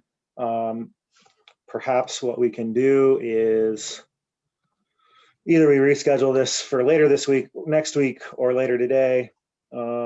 Looking at, let's see here, it looks like we will have our next opportunity around 2 p.m. Maybe we can bring this back up at 2 p.m. That would mean. Okay. George, I'm not available this afternoon. You're not available, Carl? No. If I might, how about, I don't want to step on the sheriff's toes here because I know it doesn't get the sheriff what he's requesting of the board, but we could delay this for a week, bring it back to the next meeting. Does that, let me ask Carl, let me put you on the spot again, Carl, in the meeting, does that give you enough time to interact with these groups to be able to come back and readdress what the sheriff is wanting with respect to a temporary closure, and while explaining any kind of a plan we can put in place to get it to a point where we're comfortable reopening? Is a week enough time for that? A couple weeks. Well, I mean, I have at least 3 people in the conversation this morning to try and connect with and reach out to discuss what volunteer group or help would look like. I still am not absolutely clear on what we think the mechanism for adopting that road is as a county road. I'll probably need to sit down with Peter as well. I suspect a week isn't enough time to build that plan. Yeah, A week might be enough time to get boots on the ground on that road and bring us a thorough evaluation. And I think it's reasonable to do that. Yeah, I would agree with that. Rick? Yeah, I just reiterate my concern of the inexperienced people coming down this road. I visually saw road deterioration up there when I was up there at that vehicle taking CSP up there because they can't get a vehicle up there. So really I will help anyway, Carl, anything like this, it's still my recommendation to close it. The liability is now on you guys. I have switched that over to you. My concerns, you're the ones that can close the road. So whatever you guys think is best is okay with me, but my recommendation is that we close it temporarily until we can get this up and running. Let me ask a question. Is it possible, road and bridge staff, and I don't want to put too much on you, is it possible for us to reconvene on like Thursday or Friday? Randy, I think I see from your face you're frustrated with that. It's all right. It's all right. If you have something you'd like to say, be my guest. Still think, I'm sorry. The reason I bring that up is because I'm thinking about maybe a lot of traffic on that road this weekend, given the headlines that we're creating here. And further deterioration because of that traffic.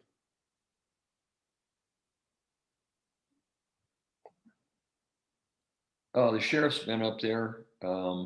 We have a long history with this road. If the object is that Carl has to go up on the road to come back and concur with what the sheriff saw and what we've seen in photographs and what we've heard from the people that spoke today about, I'll use a different word than I was going to, the pit of the stomach factor, then then I guess we could wait and let somebody go up the road. Or maybe we feel like we have enough information to act and then follow that same path and put a course of action to get it rectified so we can be done with it. And I don't believe it's necessary to go back up and look at what the sheriff's already seen. Our intent earlier this week was to locate closure points, and that will be a task in itself if that's decided. Another option is to approve a closure today, and we agree to come back in X number of days with a plan for maintenance to get it reopened. That's another option for you. And so again, I think it goes back to how much time we need to interact with these groups in order to come up with a plan for that maintenance. Can we do that in 3 weeks and be back in 3 weeks with a plan? So the concern about public safety is that box gets checked with a closure, and the other box of ensuring that we're going to have a plan to reopen gets checked, that we agree to come back in the next number of weeks with that plan. I think part of my reaction a little bit ago was just that I don't know that we're going to know more 3 days from now than we know now. Correct. 2 days from now than we know now, effectively, because we're implying that our road and bridge is going to go up there and we're going to create a set of criteria. And there's a whole, there's a whole sense of liability. This is a kind of an amorphous thing where we're going to go up, we're going to eliminate, somebody's going to work to eliminate some of what's sloughed onto the road that people are having to drive onto that's tipping them, and they're going to eliminate some of what's caused that they're having to drive around to do that. And it's really going to be more of an amorphous thing where some people are going to do some work, and then Rick's going to look at it as a four-wheel driver and say, yeah, this seems reasonable. I can't take responsibility for people coming down this road, and that's it. We're not going to really have an engineered solution. So it feels like within 2 days, we won't know any more than we know today on Thursday. So that was my reaction. A week gives us time to do some of that, but we're never going to have an engineered solution to that road unless we spend millions and millions of dollars, because it was about a year and a half ago that it was about 10 years ago that somebody put a number to repairs on that road, and it was $1.2 million. And that was just to do minimal stuff. And that was 10 years ago. And I don't think that work was done. And that wouldn't have made it a tourist road that you drive down. It just would have made it less likely that you'd fall off. And I think it should be open in the end. And it sounds like we got a few pinch points and we need to fix them again. The sheriff's asked that we close it and do that. I have a quick question for Peter. Both Randy and the sheriff mentioned liability. What is the nature of the county's legal liability when it comes to the maintenance of this road and any sort of hazards that are currently present? So the county has an obligation to maintain a county road, but we have certain roads designated as primitive or secondary roads that are not maintained. So what we typically would do in those instances is we have signage on it so that people are aware of a condition that they may be encountering when they're on the road. And I can't speak to whether that signage is there, but my understanding is that there is signage. Whether it needs to be stronger is a separate matter, but it's enough to give people notice that there are conditions on there that could create liability. The fact is if somebody goes over a road based on a condition that should have been corrected, that we had notice about, then we could incur some liability. I mean, just by nature of anybody can sue us for anything, but if the argument is that the county knew of a condition and didn't attempt to either prevent access to the road or clear up that condition, that we could be held liable for that, notwithstanding signs and such. So there is a risk. And I think what Randy had suggested about possibly doing it, the closure now while we determine how to get it cleared, might satisfy the sheriff's initial concern and the liability aspect by at least addressing it immediately. And then maybe, as Sean had suggested, maybe we limit that to just a 30-day closure to make sure we get some movement on that. I think the real maintenance and improvement of that road is going to come from these volunteer organizations. I certainly don't advocate that the county takes on maintenance responsibilities for that, but the county can see that these other organizations that have interests can do that, and in fact may even be in better positions to do that, as they did in 2016. So there are definitely options, but at the end of the day, we do have some liability, and the sheriff has now stated on the record that it is something we are aware of in his opinion. We don't have the let me just let me address Peter's We don't question. have the liability for people to we can't prevent people from crashing on the interstate or falling off this road, and we know that. I was thinking more in terms of the fact that the sheriff has come to us as our safety officer, identified a hazard that's the result of climatic erosion over time, primarily, and wear and tear on the road. And he is alarmed enough about it. So the fact that we've had this conversation and acknowledged that that a hazard exists that is increasing is, I think, what Peter's speaking to. And that's which is, okay, now you said it, the sheriff, your safety officer asked you to do something about it. We're talking about it, and then we decide not to do it. Then I think that's where I heard Peter coming from. So I have two quick comments. Not to kick you in the shins, Sheriff, but you asked us to close the roads for the pandemic, and that turned out to have no scientific basis as a hazard. So I think we need to take this with a bit of a grain of salt. The second thing is, I'm totally willing. My preference would be not to close the roads, but to move forward and figure out a solution. I'm willing. I would support a closure of 14 days, knowing that would give us some time to get this figured out. And we could always, at the end, if we needed more time, we could close it for another 7 days or 14 days. But I would like to have some focus on this issue and get it figured out rather than giving ourselves the ability to look the other way for several months.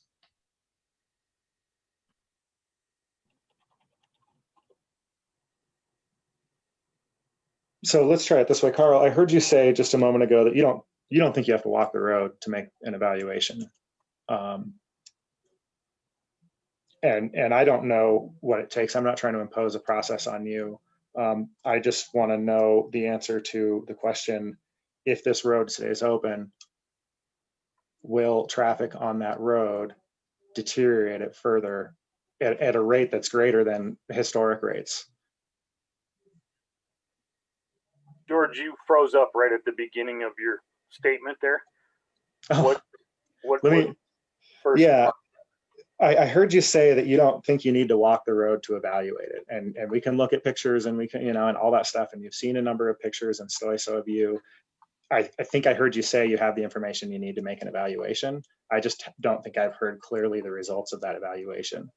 Do you think that if the road is not closed, that continued traffic will cause further deterioration of that road?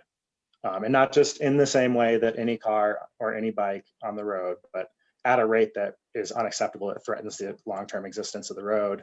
That means we would have to close it so that we can maintain it per the statute. I agree with your comment earlier about the fact that I think we're going to see increased traffic on it, just with these conversations we've had over this week and the response from the off-road enthusiast community.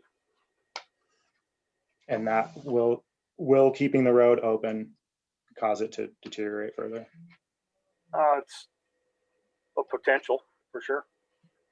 Because that's, in my mind, that's the finding we have to make. And staff needs time to make that finding.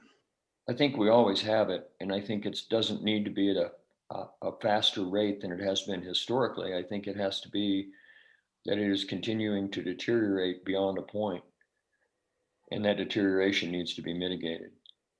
And well, and we don't have closure points in place at this point in time. I mean, it's going to take likely several days to implement that part of this as well.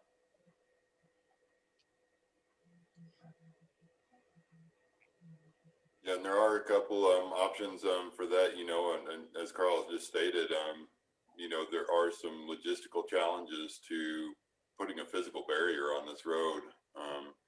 And we can certainly, I know Carl and his team will do the best to get up there and at your direction to go up and get a physical barrier placed there. But there are some challenges to overcome to get a gate or other obstruction up there that we'd be able to physically close that road. Another option would be to sign it as closed or something like that. In the meantime, we can certainly, with less of a challenge, place some signage there or something.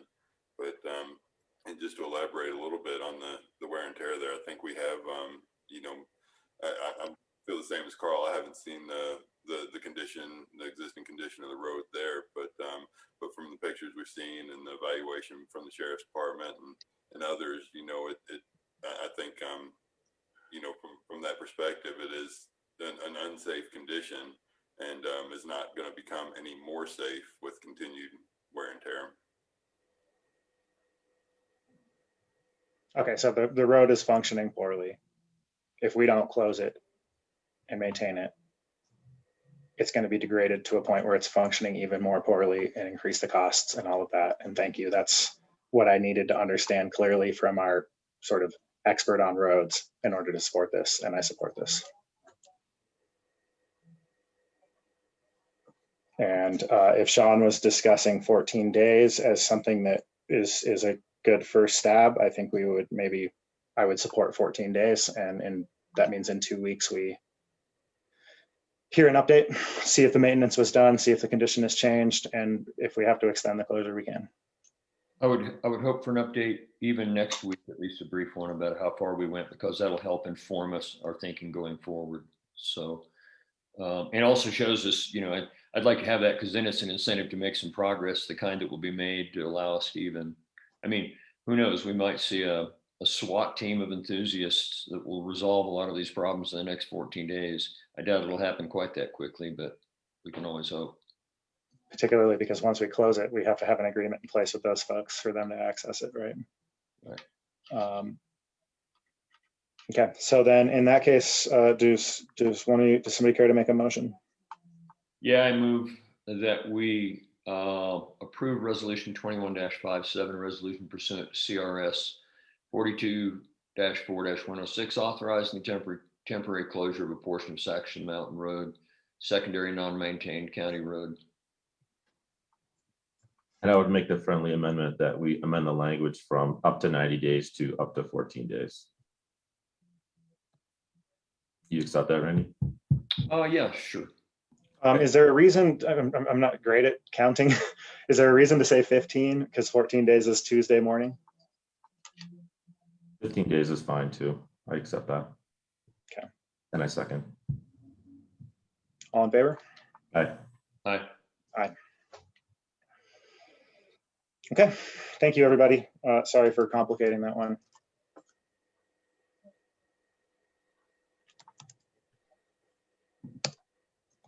My suggestion is that we move forward with the COVID update, assuming the folks who are going to present that are still available.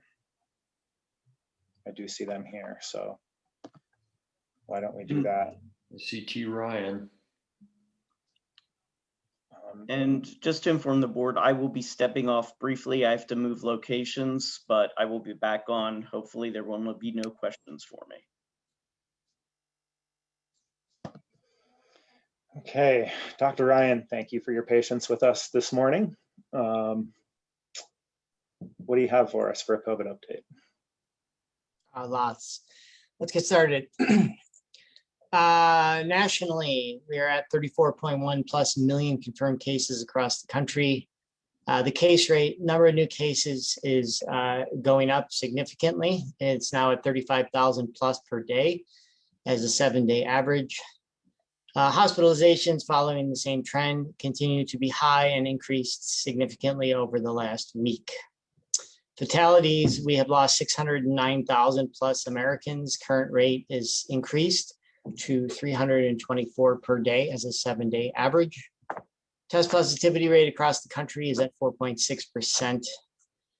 The major contributing factors to the spread, without a doubt, the single greatest is the unvaccinated, followed by the Delta variant. The combination of those two are what are driving almost all of what we see. Right now, 99.5% of the deaths in this country are in the unvaccinated. That's 99.5% are in the unvaccinated. That 0.05%, in case you're wondering, is likely to be in folks who are vaccinated but quite elderly and end of life sort of thing. 98% of hospitalizations across the country are in the unvaccinated. That's 98%, almost all. Across the United States, 83% currently of cases are the Delta variant. That has grown significantly over the last several weeks. And then here in Colorado, well, I'll get to Colorado in a second. The vaccination rate, and this speaks to where we're at and why we're here. Currently, 49.2% of Americans are fully vaccinated, those 12 and above. That's 49.2%, less than half. In Colorado, the current number of daily cases continues to rise, now in excess of 455 plus as a 7-day average. Our 2-week cumulative incident rate has climbed as well. We're now at 99.5 per 100,000. Hospitalizations have also increased across the state. Currently, 31% of ICU ventilators are in use, and 81% of hospital ICU beds are in use.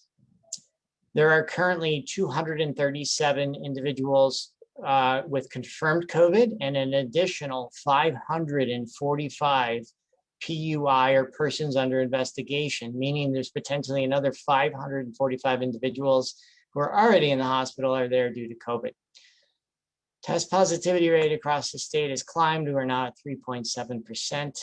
Contributing factors in the state are the unvaccinated and the Delta variant. Our vaccination rate here in Colorado is better than the national average. We're at 59.2% with 1 dose and 53.5% with 2 doses or fully immunized, so a little more than half. Here in Clear Creek County, we have had 5 cases in the last 3 days. We've had 6 in the last 2 weeks. We're now at 488. We've also included another hospitalization. Fatalities are holding steady at 3. 2-week cumulative incident rate is now at 61 per 100,000. Our 2-week test positivity rate is at 8.6. Contributing factors to the spread in our county is the same as it is in the entire country. It's the unvaccinated are driving it. Testing updates. We continue to have testing on a weekly basis, both at the jail and in Idaho Springs. On Tuesdays from 10 to 2 p.m. free of charge, no appointment necessary. It is located between the bus barn and the old high school football field in Idaho Springs. Vaccine update. We are slowly making progress. We now have 59.1% of our eligible population is fully vaccinated, and 63.4% are vaccinated with 1+ dose. So reality is somewhere between those two numbers in terms of the fully vaccinated population here in Clear Creek County. Any questions?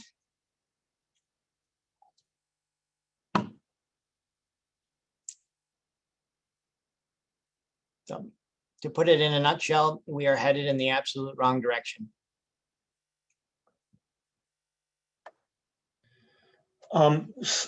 Yeah, we've been noting this with some alarm. I'm curious, I know you've spent some time talking with public health directors around the state. I know we saw LA County imposed a face mask rule. They did so really with a preventative lens. Their cases were pretty low, but they saw that the growth was, the percent growth was high enough that they went ahead and did it. Are conversations happening similar to that around the state? And at what point would you recommend that we reconsider a mask order?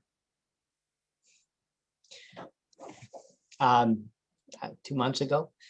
The reality is this, and some people say, I don't want to get vaccinated because it's not going to protect me. It will. The reason we're seeing breakthrough cases and the reason we're seeing the level of growth we are is because, first and foremost, the Delta variant is unlike anything we've ever seen, literally. And so when you have a significant portion of the population's unvaccinated, they put additional risk onto the vaccinated individuals because even a fully vaccinated individual is only 90 to 95% protected. So there's still a 5 to 10+% chance of getting it normally. And when you have an increase in the population at large, because you have a significant portion of them who are unvaccinated, they're furthering that potential and increasing that potential even for the vaccinated. And this is why you're seeing now breakthrough cases among the vaccinated. And so I think we should do everything that we can as a community. The county has now mandated that unvaccinated staff wear masks all the time in their office and in the office setting, because it puts the rest of us at risk. Similarly, when I go to the grocery store, I wear a mask all the time, even though I'm fully vaccinated, because I know 100% of the people in there are unmasked and not all of them are vaccinated. And so it still poses a risk to the rest of us, even though 60+% of us in this county have been vaccinated. The 40% that remains continue to put the rest of us at risk. So I don't know, what is your political will to do it? It really is what it comes down to. I don't see the governor doing it anytime soon. I don't know that a national mandate will be implemented, although I know there is ones at, for instance, airports and places of like that that are mandated because you have so many people going through there.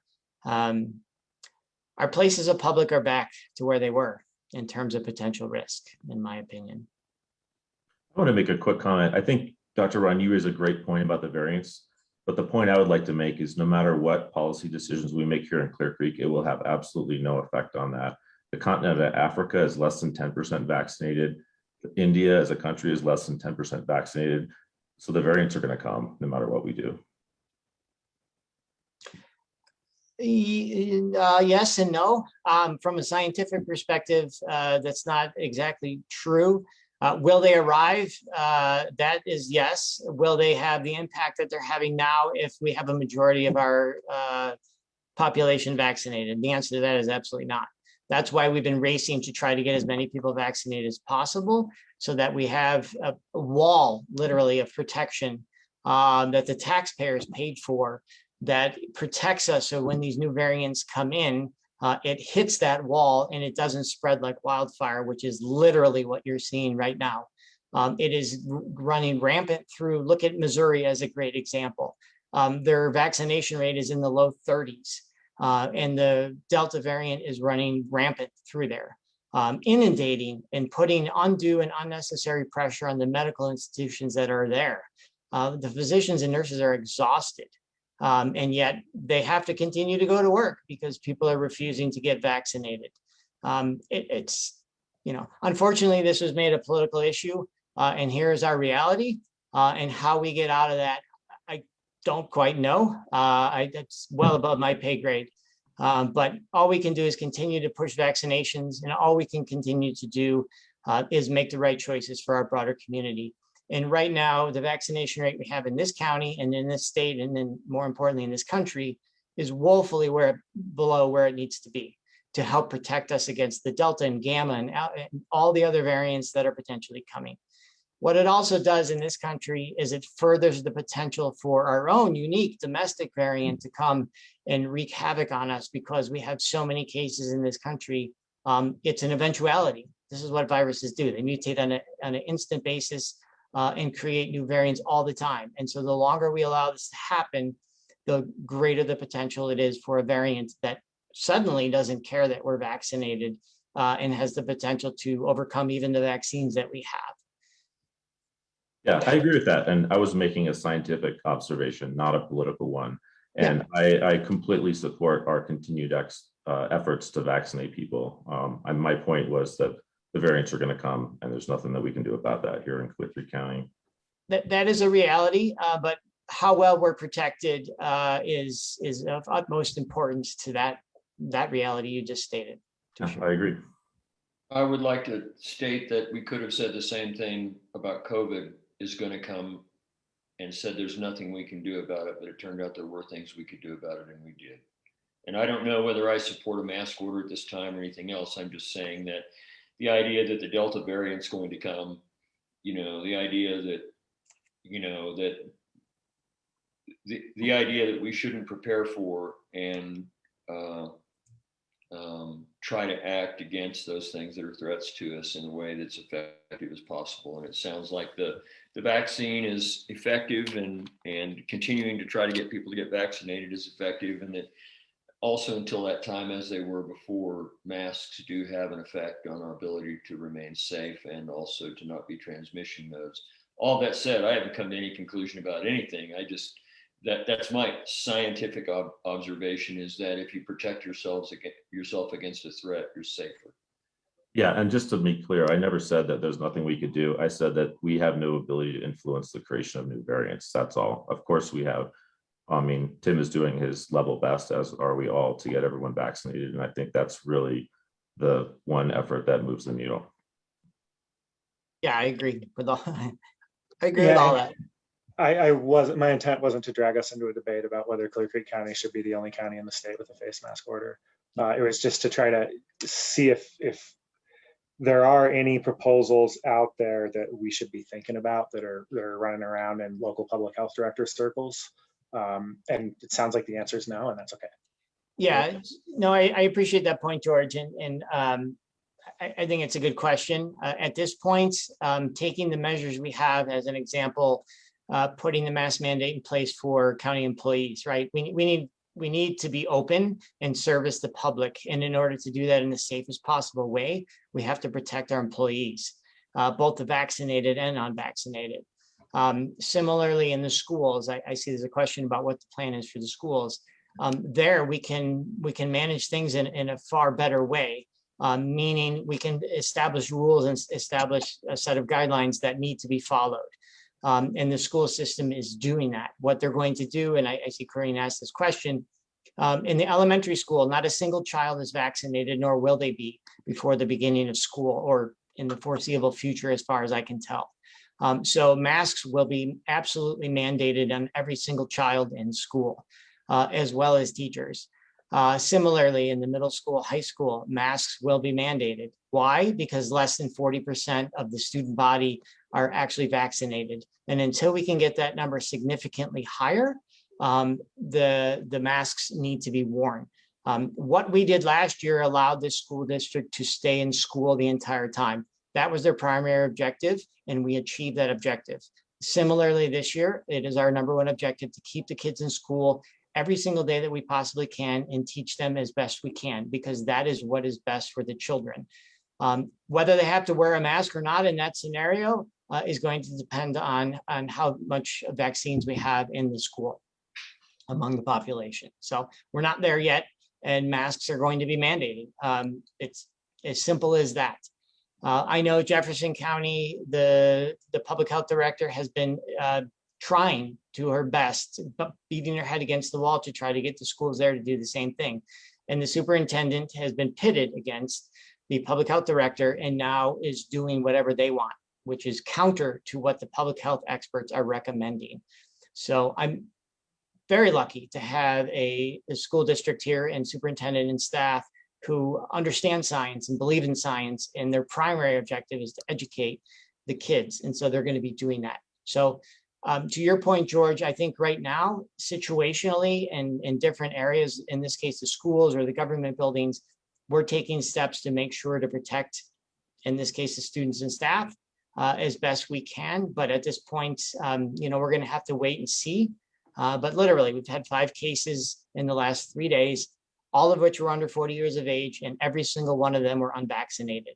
So if you are unvaccinated, it is not a matter of if, it is a matter of when you are going to get COVID.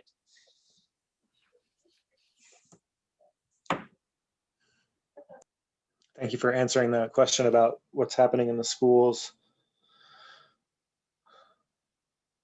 Maybe can you talk just a little bit about the relationship between the vaccination rate among the adult population and the outcomes in schools of school-age children?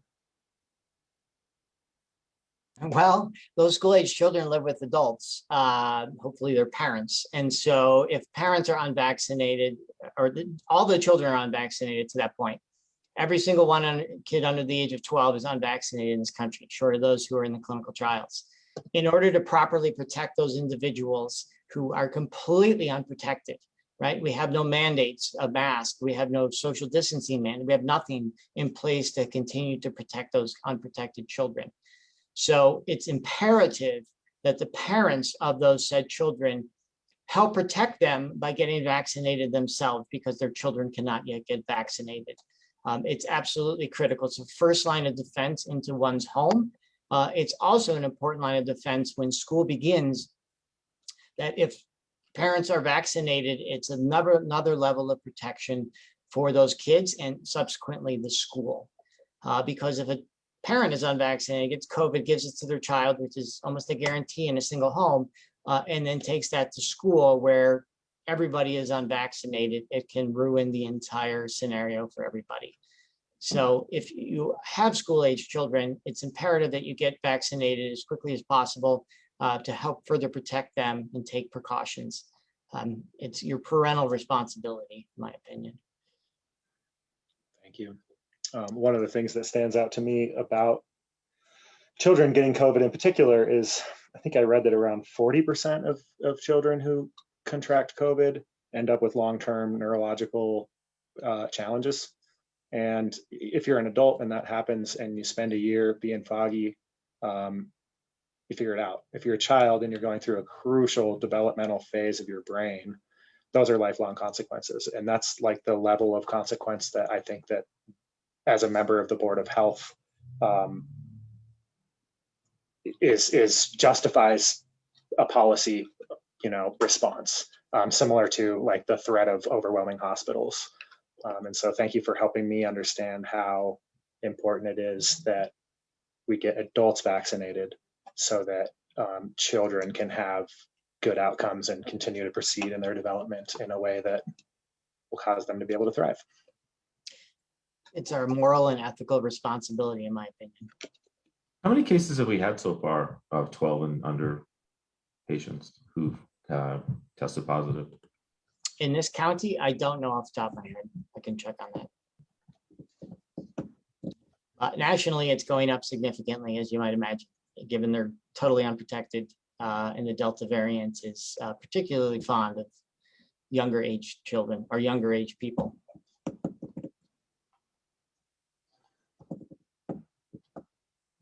Okay.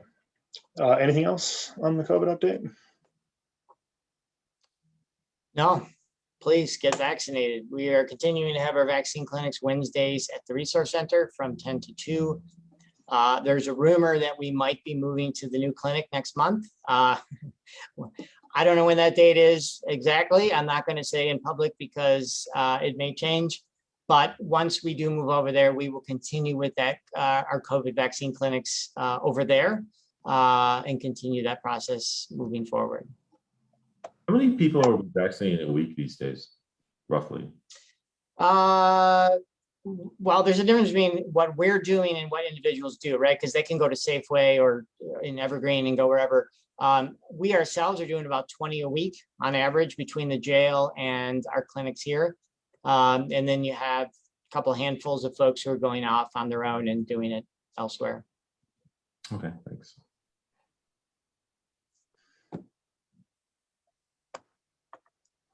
Okay, well, thank you. Thank you for your patience with us. I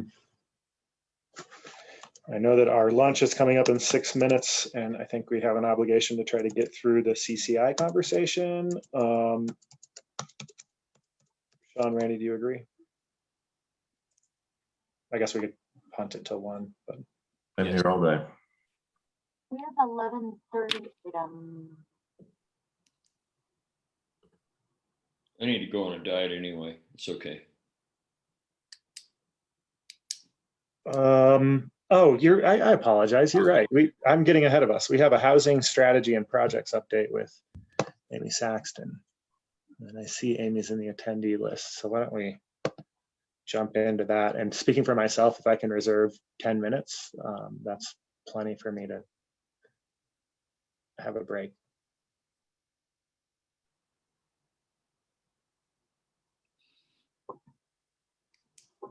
I was just rejoining. Did you guys just hand it over to me, or where are we? No, sort of. Not. Yeah. Let's go ahead and jump in. And if we can try to do this in about 25 minutes, I think that would give us enough of a break for us. I just heard George say, ladies and gentlemen, Amy Saxton. Okay, thank you very much. So thank you guys. This is a housing strategy update, and maybe we can do it even faster than 20 minutes. This is following up on our strategic and community. We had a strategic and community planning session last week, so we can follow that up on a couple of details from that.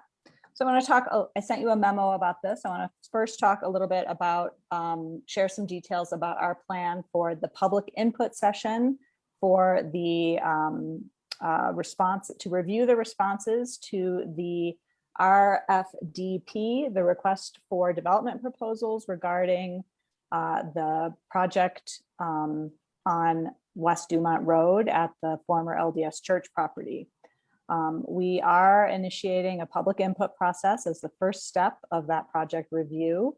And that's outlined in the memo I sent. We'll be starting by publishing all three of the proposals on the Clear Creek Forum and inviting the public to comment on all of those.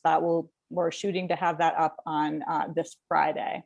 So that will be like, they'll have a chance to comment and we don't know exactly what it'll look like yet, but they will have a chance to interact and provide comments on all three of the proposals. We'll publish it and then promote and invite people to interact with that page via social media and email. Then on about 2 weeks after that, maybe 3 weeks after that, on August 12th, we'll have an open house and public meeting. The open house will be from 4 to 6, and the presenters can sort of have little booths and people can walk through and ask questions for them. And then we'll have a formal public meeting where the proposers can give formal presentations and have a structured presentation with the BOCC present and a question and answer session. And we're wanting this session to have 3 specific goals. One, we want to provide you as the BOCC with general community input as to the use of the property. And this is based on feedback I've received from you all. So one is for you guys to get input from the community on general use of the property. We want to give the community an opportunity to respond to the proposed use of the property for housing. And we also want to use this public meeting to inform the RFDP selection process by getting community reaction to all 3 proposals. So that's one thing I wanted to update you on. Did you have any comments or questions about the public input process as staff have designed it? Yeah, do you intend to invite by mail by drawing some kind of geographic, how do you intend to invite people to the open house? That is a good question. I have not thought about that. So that by mail would be a good way to do it. In addition to the online promotion of the event. I would suggest maybe seeing if we could get something published in the Current as well. Mm-hmm. Yep, sounds Framing good. the issue and letting people know about the opportunity.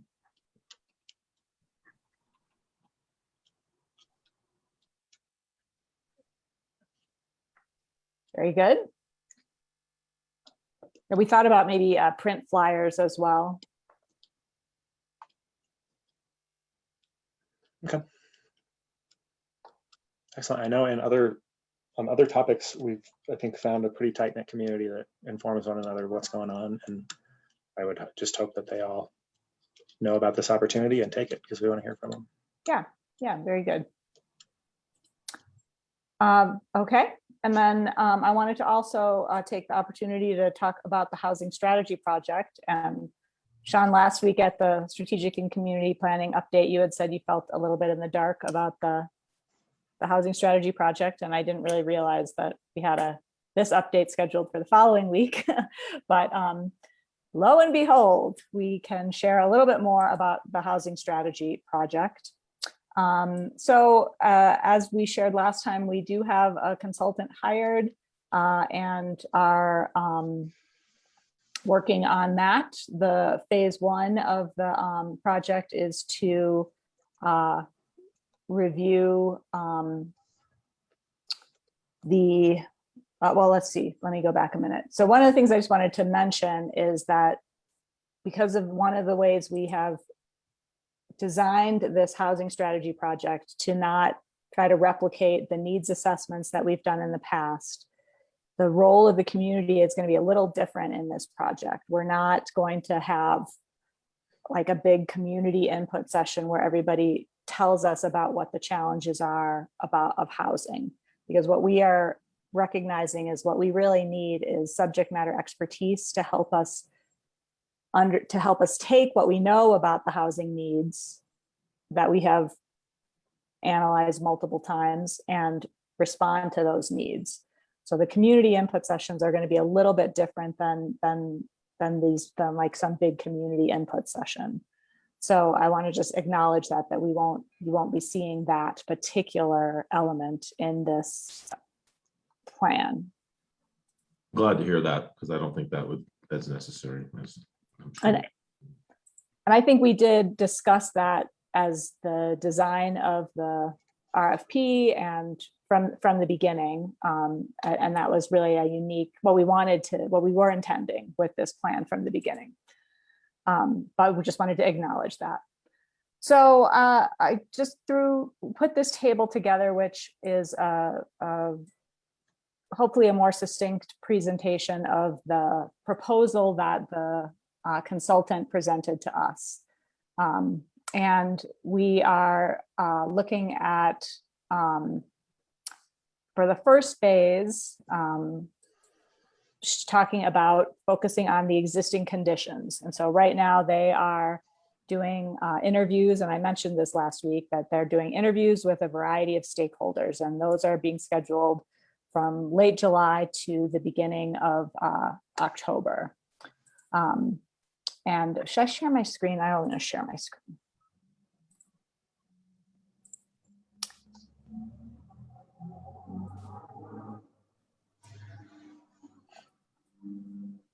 So that is happening now, and 10 to 12 calls. Some of them are with individuals, some of them are with pairs, and some are with larger groups.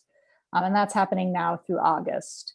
And that is aimed at answering questions like, what is happening? What is the current state of housing work in the community? What roles are being filled by whom? And what are gaps and opportunities? And those structured interviews are happening now through August. And then part two is starting to develop the priorities and what are the capacities to move forward. Consultants will provide structure and facilitation and guidance. And the key here is that the BOCC will have an opportunity to provide input, both to kind of complete the above, what is the input on the input, and to sort of inform how we develop and the priorities moving forward. And some of this is TBD. We don't know exactly what it's going to look like. We're kind of building the plane a little bit while we're flying it, but the goal of that phase is to have 3 to 5 implementation strategies that are really well developed, and some that are more near-term priorities, and then to identify things that are not a good fit. We'll get some initial strategies on what are some structural options. This is actually a separate bullet right here. So that's the goal of the second phase. And yeah, we're considering some sort of like a kitchen cabinet type group that might be a smaller subset of some of these stakeholders that we spoke to, that could help inform us in developing this process. And then again, BOCC input sort of in between to complete this process and to inform the next process. And this plan adoption phase, we have not talked in detail with the consultants about this, but this is what they envision is some workshops, and this may be the form of presentations or however the plan emerges, what is the best way to present it and help the community start to realize it and make it make sense. I think it sort of depends on where we land on what sort of structures and capacity tools we land on that end up making sense. Do you anticipate in those areas for BOCC input that would be, that you would reach out individually to commissioners, or that you would have that input happen in a public meeting? I would think it could be both, or could be both, either. My gut is, I don't have a thoughtful answer at this point, but my gut, without really thinking about it, is that this initial stage could be both, right? Like at the beginning, it might make sense for the consultant team to have individual conversations with Commissioners Wheelock and Wood, since George, you're participating in the process in a different way, but then to have some sort of public meeting to have the consultants have the opportunity to at least present in a public way what's going on, and just have a public session as sort of an interstitial between these two phases. But that is totally TBD. That's one of the reasons we're having the conversation here. Thoughts, Randy or Sean?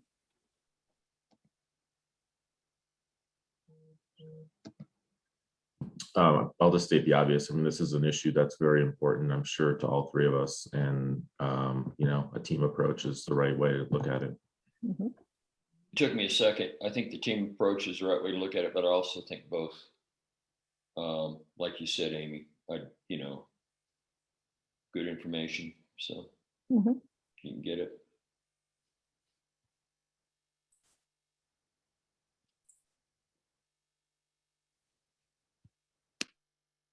And I want to really just quickly commend something you said earlier too. I think what we really need is subject matter expertise. I know there are emerging models for solving some of the housing issues that are pretty recent, and I'm certainly not an expert on that. And I think, you know, we have limited resources and limited real estate and lots of limited this and that, and really makes it incumbent upon us to get it right. Mm-hmm.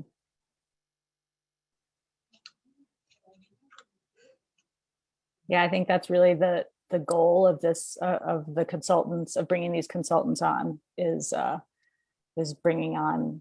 really focusing on how to extract their expertise. You know, what is the information they need to get the context, and to be able to utilize their expertise and give us good advice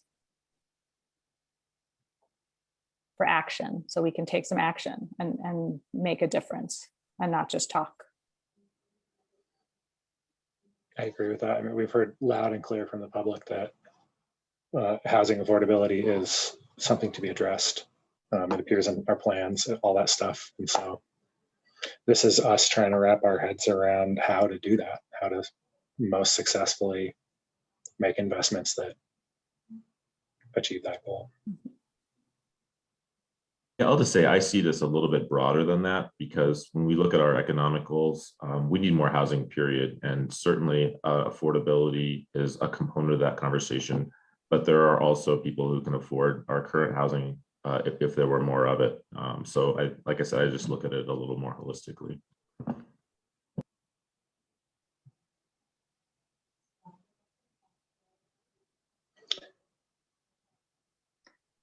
Well, good. If that is, we can certainly take advantage of any time I'm able to help deliver to you in our day. And I'm happy to have that be complete, and you can keep this document as a resource, because it is something that you can look back to understand what the housing strategy plan is. And we can keep you posted.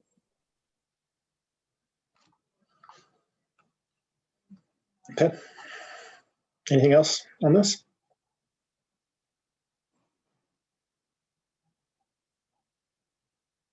Well, thank you for continuing your work on this, Amy.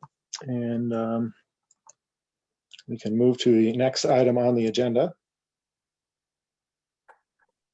which is CCI legislative proposals.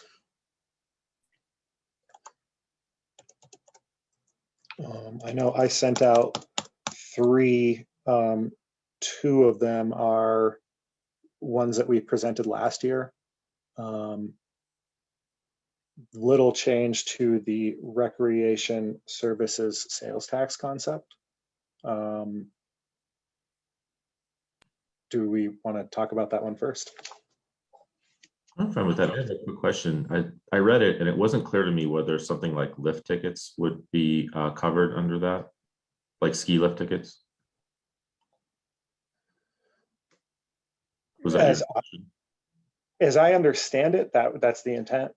We're talking about, you know, raft tours, ski lift tickets, zip lines, Jeep tours. Yeah, well, I looked at the text. Maybe I missed it, but I didn't see any specific call. I saw specific calling out of a lot of instances and examples. I don't remember seeing that one, but it might have been there. I might have just missed it. I think that's an especially important question in light of the fact that, and maybe you can inform this one, but ski area lift tickets take place usually on federal land, most of them with federal leases. And do we have that ability to even do that?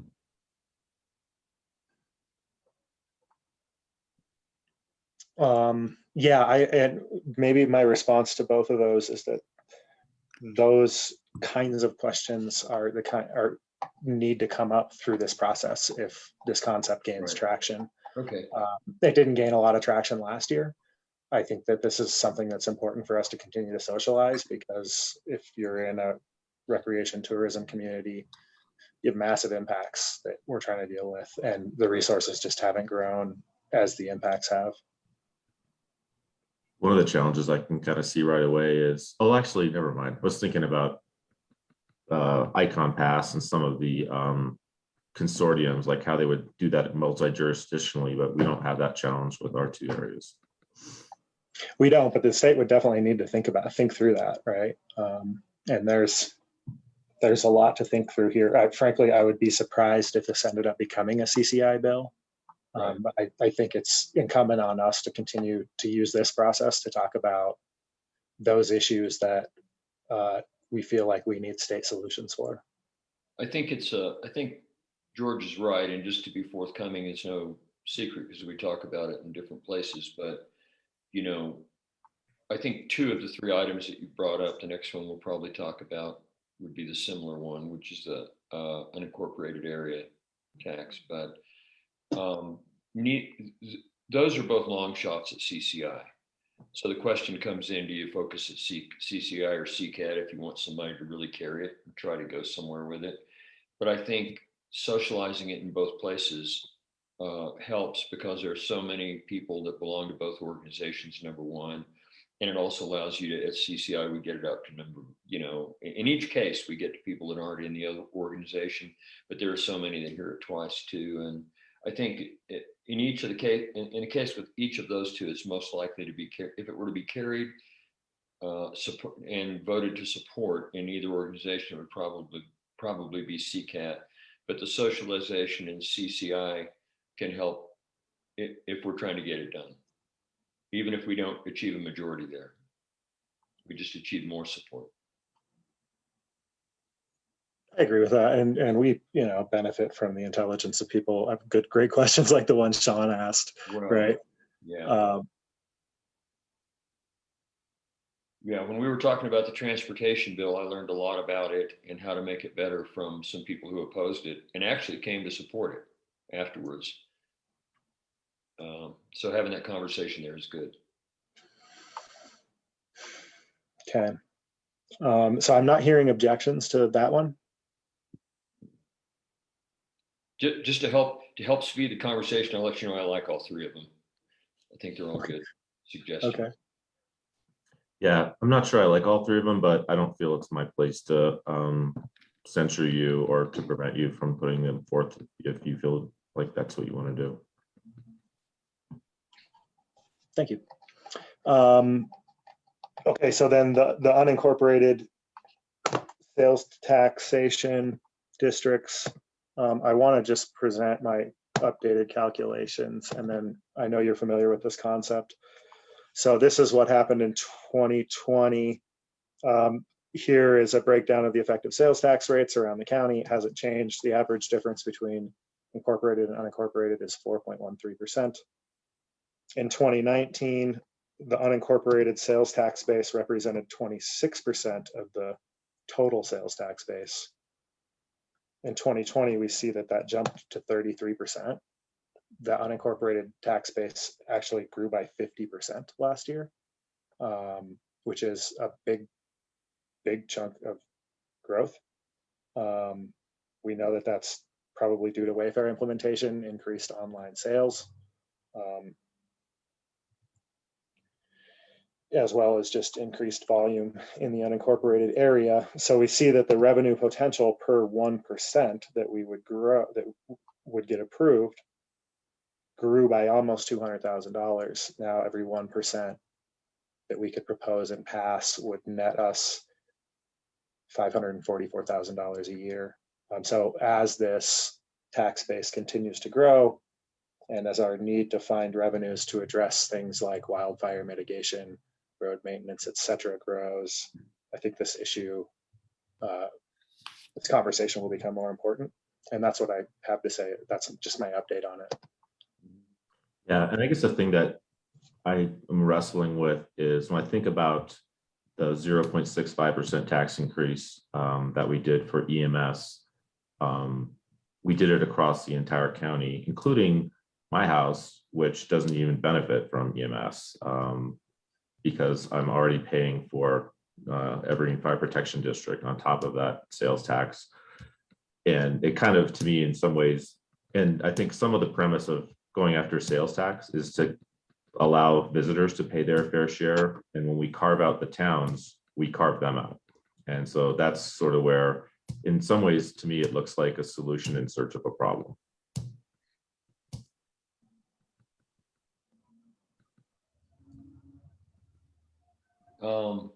Well, we have problems with funding certain things, and that everything from roads, we've talked about a lot of different things.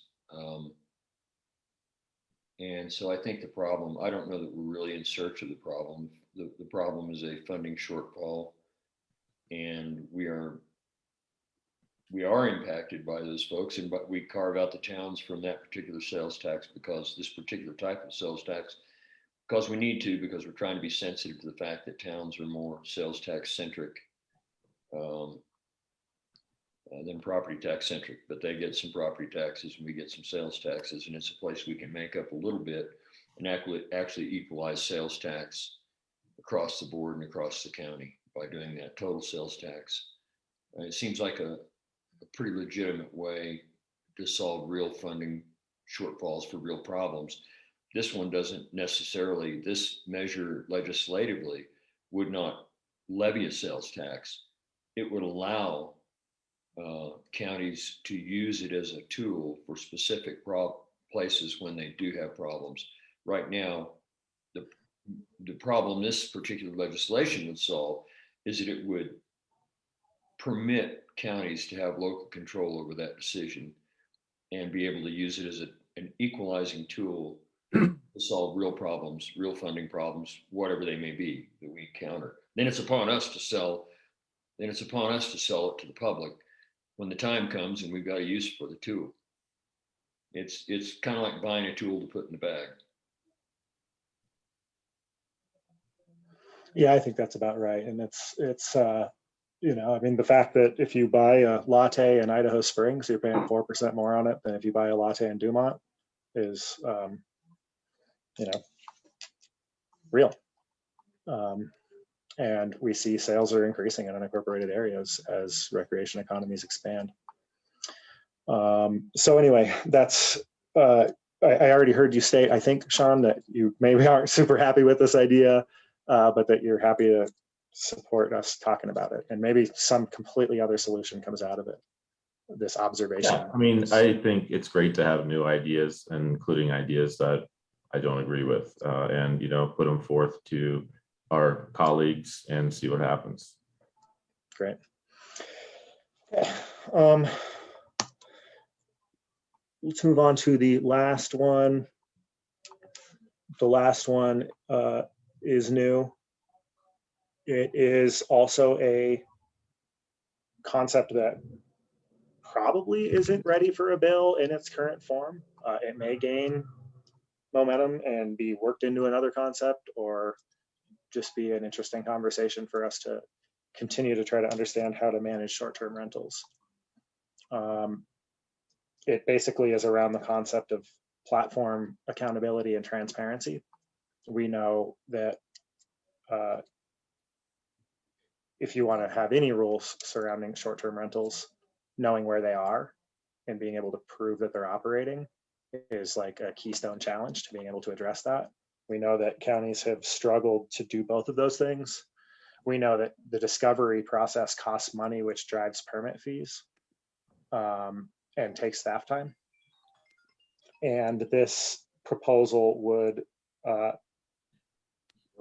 whether negotiated or whether it's legislation, if the platforms were able to share that information with us, we could all save a lot of money and time and be able to enforce the rules we already have the authority to propose in a way that's more efficient for everyone. So I think that I have some excitement around this concept. I think it's kind of a keystone issue.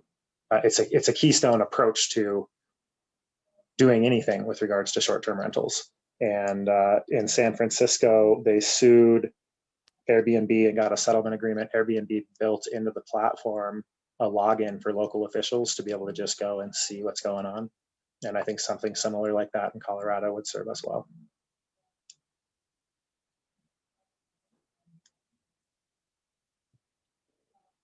And I stated that I support the concept.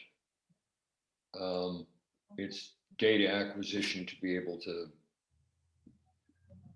both research and understand and then address. I mean, it serves two functions. It gives us a lot of good information about what we're really facing and what's going on, allows us to validate the impacts and to understand when it may or may not be appropriate to create an action. And then if we create an action, then it also helps us, it gives us information to help us enforce that action. So just so I understand this, we've already solved this problem by hiring a third-party vendor who's scraping public listings and giving us that data about who's renting out their house. But this would essentially allow us to cancel that contract and have a more straightforward way of doing it by going directly to at least one provider. But as I understand it, there's dozens of different providers, some of them fairly small. Yes, there are. I think the big three, I don't know exactly. I know Airbnb has 75% of market share in Colorado. I suspect if you throw in VRBO and HomeAway, you get closer to 90%. And from a policy perspective, I don't know that there's a policy out there that addresses more than 90% of any problem. And yes, Sean, it does. The one thing that using lodging revs doesn't do for us is give us any admissible evidence that such activity is taking place. Peter, maybe you can help us understand this. My understanding is that it was found to be marketing your short-term rental is found to be a matter of free speech and is therefore not admissible. Like the evidence of an ad on Airbnb is not enough to prove that someone is actually renting it out. And we lack information about the frequency of bookings, how many people are being booked, all that stuff. And like, for example, we want to make sure that people aren't leasing more people or aren't renting to more people than a wastewater treatment system can handle. I think, and maybe it's help frame the question too. It's sort of like a lot of people put things on Craigslist. That doesn't mean they sold them. And the fact that you advertise is circumstantial evidence. It doesn't prove that there were any revenues that ran through. So, and if the revenues didn't run through, then should you be, for example, paying a different, property tax rate or some other type of fee or rate? Can you prove the person's actually in the activity? Is that what you were trying to? That's how I'm understanding it. Question. Yeah, Yeah, I think that's a maybe better way to say it. I don't know if it's better. It's just that's the way it worked in there. Peter, do you think we got it right? Do you need to add anything? No, you're correct in why some of the other entities that have gotten some compliance have been all because they've just reached out to these various owners of these properties and tried to somehow get compliance, get them to agree to provide the information. So you're absolutely right. You can't just go with the listing as being the evidence that they actually are renting it out. You know, the city of Plano, Texas reached an agreement directly with Airbnb. Right. So that Airbnb actually collects the tax on behalf of the city and remits it back to the city. So I mean, they've agreed through a contractual agreement with that city to not only tell them, you know, who's operating in their community, but they're literally collecting a tax on the city's behalf, delivering it back. So, and George and I have had a couple of conversations with both CCI as well as San Francisco as an example, as well as the town of Breckenridge, who have done similar things. Most of them have brought lawsuits initially and then settled to get these type of agreements, but I think they're becoming more and more common. But we ended up deciding that if we could approach it from a legislative standpoint, that may assist us. But you're absolutely right, Ryan. That's one example that we've come across.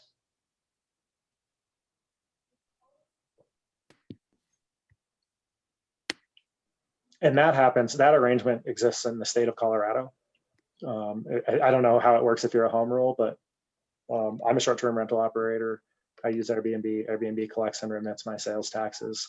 What they don't do is share any information with my local government. And they don't share information. They just say, here's the total collections. They don't, you know, Department of Revenue doesn't have the information either that would help us from a management perspective.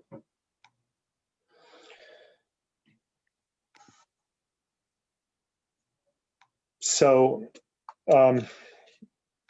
thoughts on that one? Support, opposition? I guess my only observation is, I mean, I appreciate you going to the work and looking into this. It would seem to me that there are probably other counties who are drastically more impacted than we are by short-term rentals, places like Gunnison and Crested Butte that will probably have some interest in this. It's the conversation is already happening down at CCAT for sure. And the question is, do we want to have a big conversation at CCI? And I support that for the same reason stated earlier on the end. I agree with that. I think, like I said, more information is better than less. And it's good to bring everyone into the conversation. Yeah, and I will share that other counties are very excited about this. I mean, it's when you've spent a lot of time beating your head against this wall and you see a solution like this, it's exciting. So, okay, are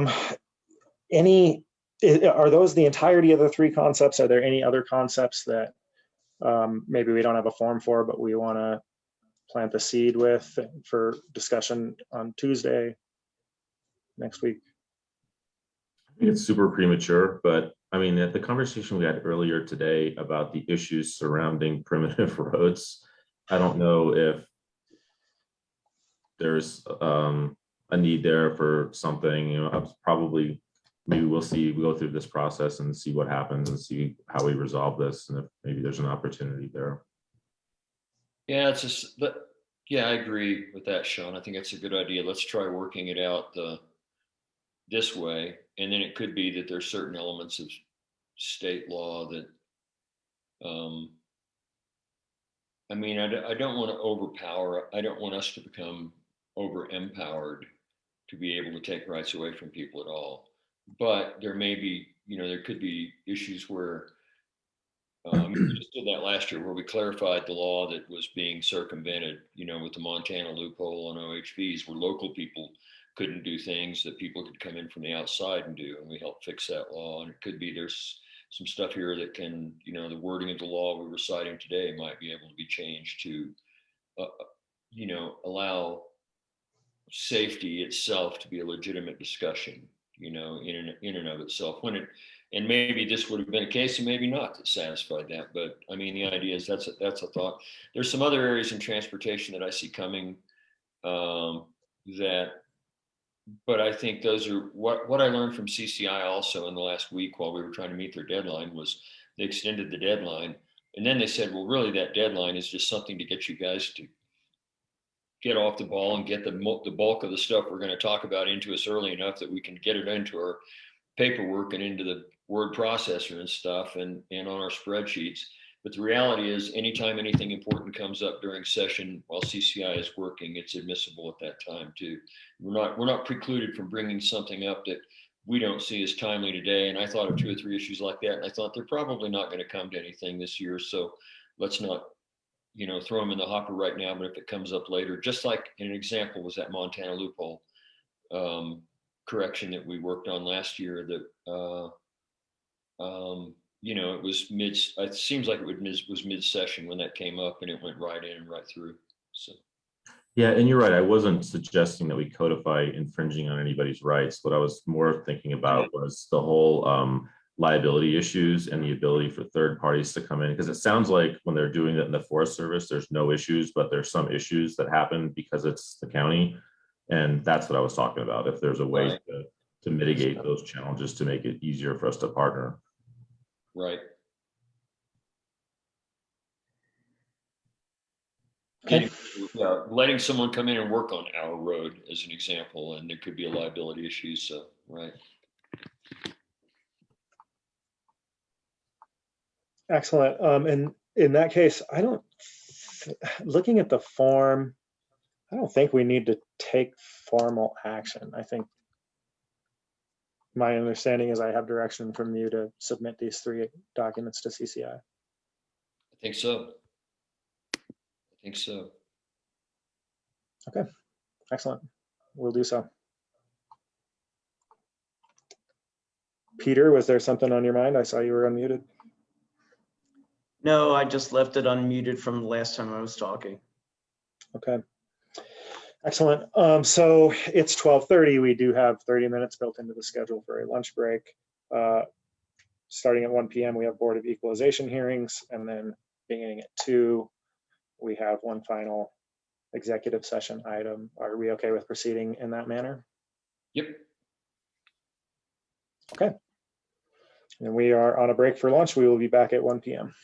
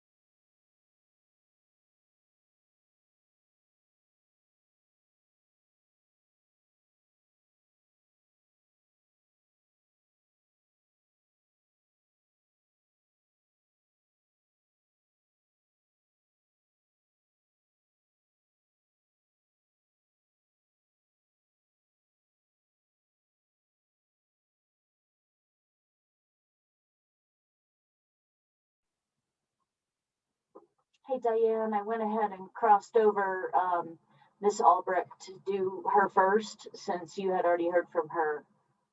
So, hi. We're just waiting for the commissioners to come back and then we'll be ready to go. Okay, thank you. I appreciate you guys' time. Sure.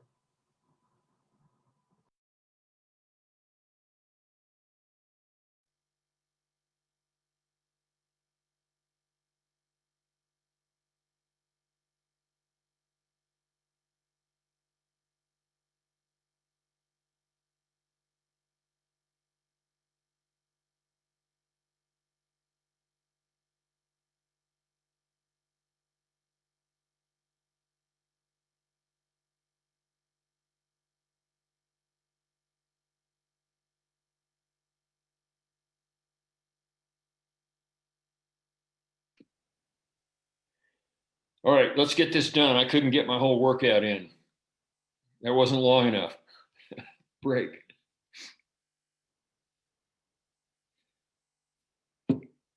I have like, the physical therapist, for your knee. You get your knee done and then they give you like another page of exercises and another page of exercises. And, it's like got like 50 different things you got to do.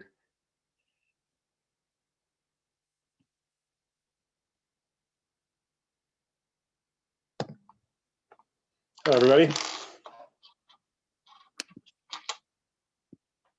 Yes.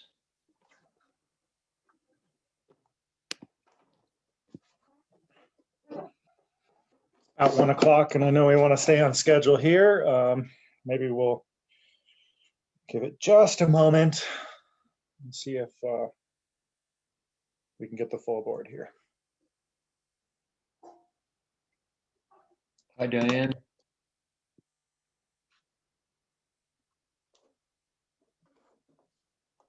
Hi, Randy. How are you today? Great. Perfect. Besides not being able to exercise, right? That's right. That's right. If you see my picture turn off, you'll know I'm just not paying attention and I'm exercising. No, that's not true. That is not true.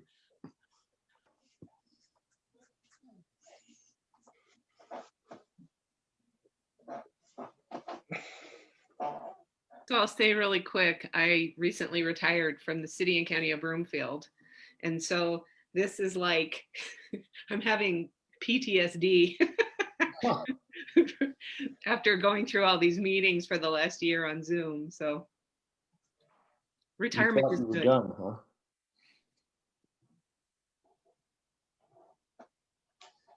Sorry to bring you into an environment so familiar to your work environment. It's all good. It's all good. That'd be like if somebody came up to me and asked where their soda was.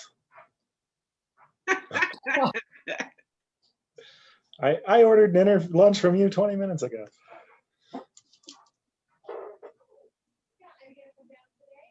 Are you referring to the Georgetown market or?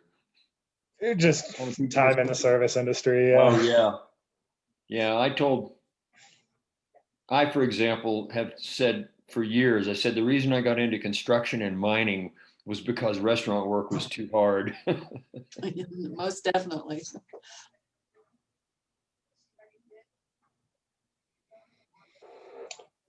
Okay, I don't want to get us too far behind schedule because I know that we have people scheduled to be here at this time.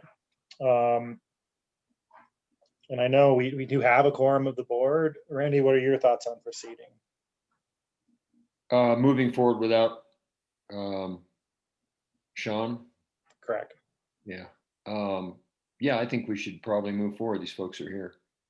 Okay. Yeah, let's respect everybody's schedules. So let's see here. Let me just get to the part in my agenda here. We're sitting as the Board of Equalization. It's 1 p.m. We have some hearings. First up is Board of Equalization hearing number 21-01. Diane, the floor is yours. Okay, Eileen Albrecht, who is here at the hearing. she requested a site visit, and so we went up. She's way up off of Lamartine. And we had her valued at 127,910. And based on the location, you know, we went to the lower of the comps and adjusted her to 93,970. That's what I'm recommending you adjust her to. Just based on the location of where the cabin is and the bear that broke into it. We have pictures of the bear though. Yeah. Okay. Thank you for that. Miss Albrecht, are you okay with that recommendation? Are you in agreement? I am. I appreciate that. The higher amount just didn't seem. I mean, I can't say that it's legitimate because I know that property values are crazy, but we don't have any county services at all, and it's a pretty difficult access. I think I about killed Donna on our walk up the driveway because it's a rough climb, and I don't believe we would have any. To be honest, I don't think we would have any fire services where we are. So it's kind of a risky place to be, and so I do think that the lower the 93 would be more applicable. Has the value of the bear been included? You know, not yet. My husband did make me buy a shotgun though, so hopefully I don't find the value of the bear in the house. More upcoming visits, but yeah, he's been in a couple times, so he's making himself at home up there. So well, if we're ready for a motion, I can make one on this one. So regarding case number 21-01, Eileen Van Judith Albrecht, I move that we accept the assessor's recommendation.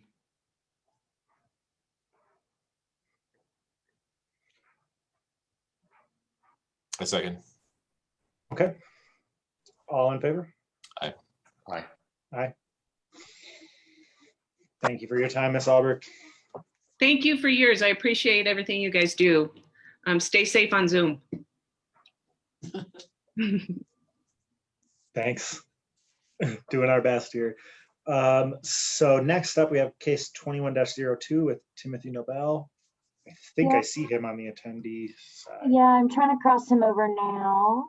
And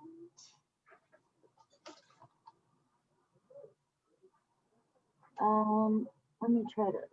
Oh, there he goes. All right, he just crossed over. Okay, thank you, Timothy, and welcome. Ms. Settle, could you please describe case number 21-02 to us? Okay, it's 3 mining claims, so it's going to go A 302 or O2A, O2B, and O2C. Okay, so we'll start with A, which is the Columbia mining claim. We have it valued at 38.3, and based on our comparables, they support our valuation, and we're recommending denial on the Columbia, and that is 2102A. That's okay. Can you guys hear me?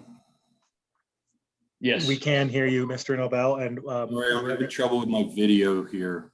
I didn't mean to interrupt, but I can't tell if you guys can hear me or not. No problem. All right. The digital environment requires asking that question a lot. So are we clear which document we're looking at here? Oh, I guess I'm not. You said 21-03A. Is that the one with O2A? 2102A. And then it's going to have the name of the mining claim in the top right-hand corner. Okay, I see it. Yep. Columbia. Columbia. Mhm. Okay. Mr. Nobel, did you get to hear Ms. Settle's statement on the Columbia Mine 21-02A, and do you have any comment? I do. Let me get back to the. So I was in 2019. I've actually been disputing this since 2006. I did call Diane about 2 weeks ago. There's a property called the Good Luck, and they've been building on this property for 3 years now. And I disputed this. You guys lowered it back in 2019. I actually came in after being in Afghanistan and talked to you guys about this. The value that the Good Luck has, they're building a house on it right now. And I've watched this go on for 3 years. And the house that they're building right now and the land and everything else, Diane actually zoomed in on it on Clearview. And the assessment on that is $800. The R00 number is 1828, and it's right next to my property. And the taxes on it are $18. And you know, I've been assessed again. This has gone up. I have the highest assessment up there of $745, I think it is. I don't have that in front of me right now. Per property, and they're side by side, the 3 properties. And then I look at another one, which is over the hill from me and actually has better access, better views. And their assessment on the Monster is $511.90. They have telephone poles. They have electricity going through it. I mean, it's like, I'm so barren to get up to my property, even off of North Spring Gulch. It's really comical. And I wonder, after 2019, and you guys, I gave you all kinds of information, maps. I don't know if you, my video is not working, unfortunately. I was going to present some things, but I can't. So I don't know what's happening. It's saying it's unable to detect my camera. So I am disputing this, and I really plan to go all the way to the state on this one, because I'm tired of doing this every 2 years to come in and dispute this, when, I mean, just this is $235 more than even the Reinhardt's property on the Monster, which is across from my house, my vacation home up there. And every one of my properties are assessed that. Everything around me is lower than that. So I don't know what the deal is. I'm north face on those 3 properties. The other property is actually southern face. And Diane, you actually went on top of it with Clearview, and you're like, oh yeah, I can see clearly there's been construction on the property. And Deb Kirkham's supposed to tell me that there's actually a building permit, and that fell through the cracks, which is a county employee right up the street. Same thing. He's building a house. It's been over 2 years. And then I just found out the building permit was just issued in February of this year. How is somebody working on the property for 3 years and they're paying $18 a year, and I'm paying $745 for each property? That's outrageous. We have not yet been up there to look at that. We've been real busy. We intend to look at it this summer, but you know, I can't say why one is, you know, if we have no permit, it's hard for us to, you know, if the building department hasn't been up there, it's we don't know about it. They have engineering. They've submitted 3 years ago. They've been building the road now for 3 years. I know the owners. I mean, I see them like every other day. I'm up there working on my property, clearing all the brush out and everything since I've been home. And then I see the assessment again, and it's through the roof. And then it's like here and there, the assessments are like really, really questionable. And this goes back to the property I bought off of a friend who's a war veteran and lost the property because the taxes went up so high. And you guys actually reimbursed me because I fought it that year, 2006. So I don't know what's going on. Has anybody ever even been up there to actually look at the properties and see what the accessibility is and everything else? When I talked to you, Colorado, to our County Road 271, which is North Spring Gulch, you can literally walk off of North Spring Gulch onto his property. So I don't know how his assessment is 800, whereas mine is through the roof at $38,000. And there's several like that. And I argued this, and then you said, well, you can't do $800. And you guys said you were willing to go with what the Monster assessment is. But why hasn't the Monster assessment gone up to what my value is, $38,000? I mean, we're right back to the same ones that I presented last time. I gave you a lot of detail. Each one of you had like a packet of 4 things that Beth was nice enough to copy for you. But this is outrageous. The road to my house is treacherous up at Wild Wagoner. So I'm not sure who is doing the assessment, who has actually physically gone out there. And my question to the assessor is, has anybody been out there in 10 years? Yes. Yes. And who would that be? Donna, my appraiser, and myself. On the property, top of my property, bottom of my property? No. Okay, see, therein lies the issue. Most of my property, probably 95% of it, is north facing. Their property is southern facing. So is the other property. It's actually southeastern facing. Well, But I Tim, mean, this isn't even, it's not even close. That's the thing that kind of bothers me here. And then you look around in the valley, and I know Clear Creek County is pretty much against anybody developing the land they're on. And this is as per your planning department, who actually were very nice and came out to my property last year when I was home on vacation. And they looked at it and they were like, this whole area of the county doesn't want to develop it. Well, you can't say that these properties are developable and put an assessment of $38,000 and then change all the road, you know, all the road conditions to a point. I just watched a neighbor pay $25,000 for his road.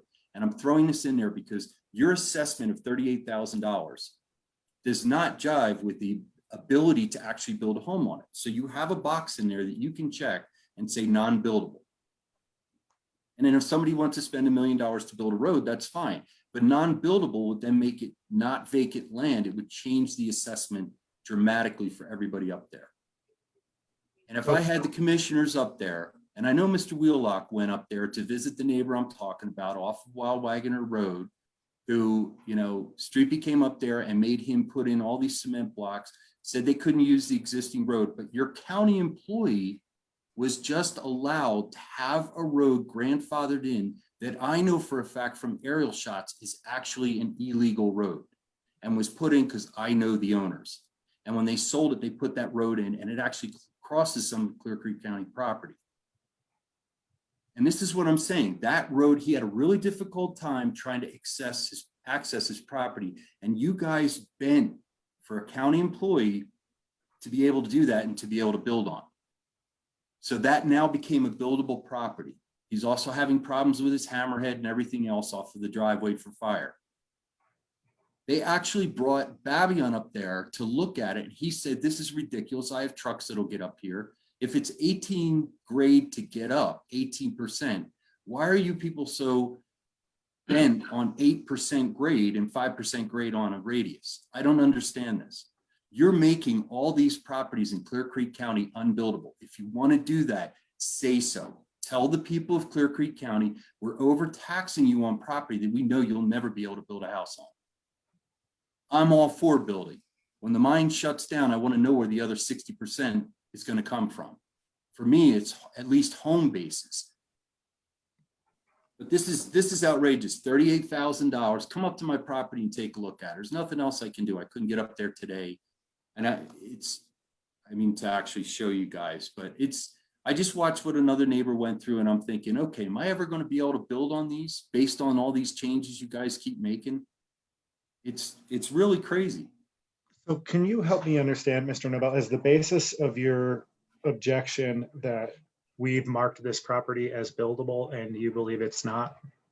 No, my objection is for years I have been building up there. I've actually built 2 homes up there, one on one side of the mountain, one on the other. You can build up there, but when you have individuals that come in that are actually electrical engineers and not actual road builders, like I was in Afghanistan, and I know all about building roads, you can build roads up to these houses and they can be functional and they can be safe and everything else. They're doing it in Jefferson County, but it's just outrageous some of the limits you put on people. You have all these people for years that are paying a fortune in taxes, and it just keeps going up because one sold that was really outrageous. And then you guys end up collecting all that money, but in the end, these people have no idea. They're not going to be able to build on it.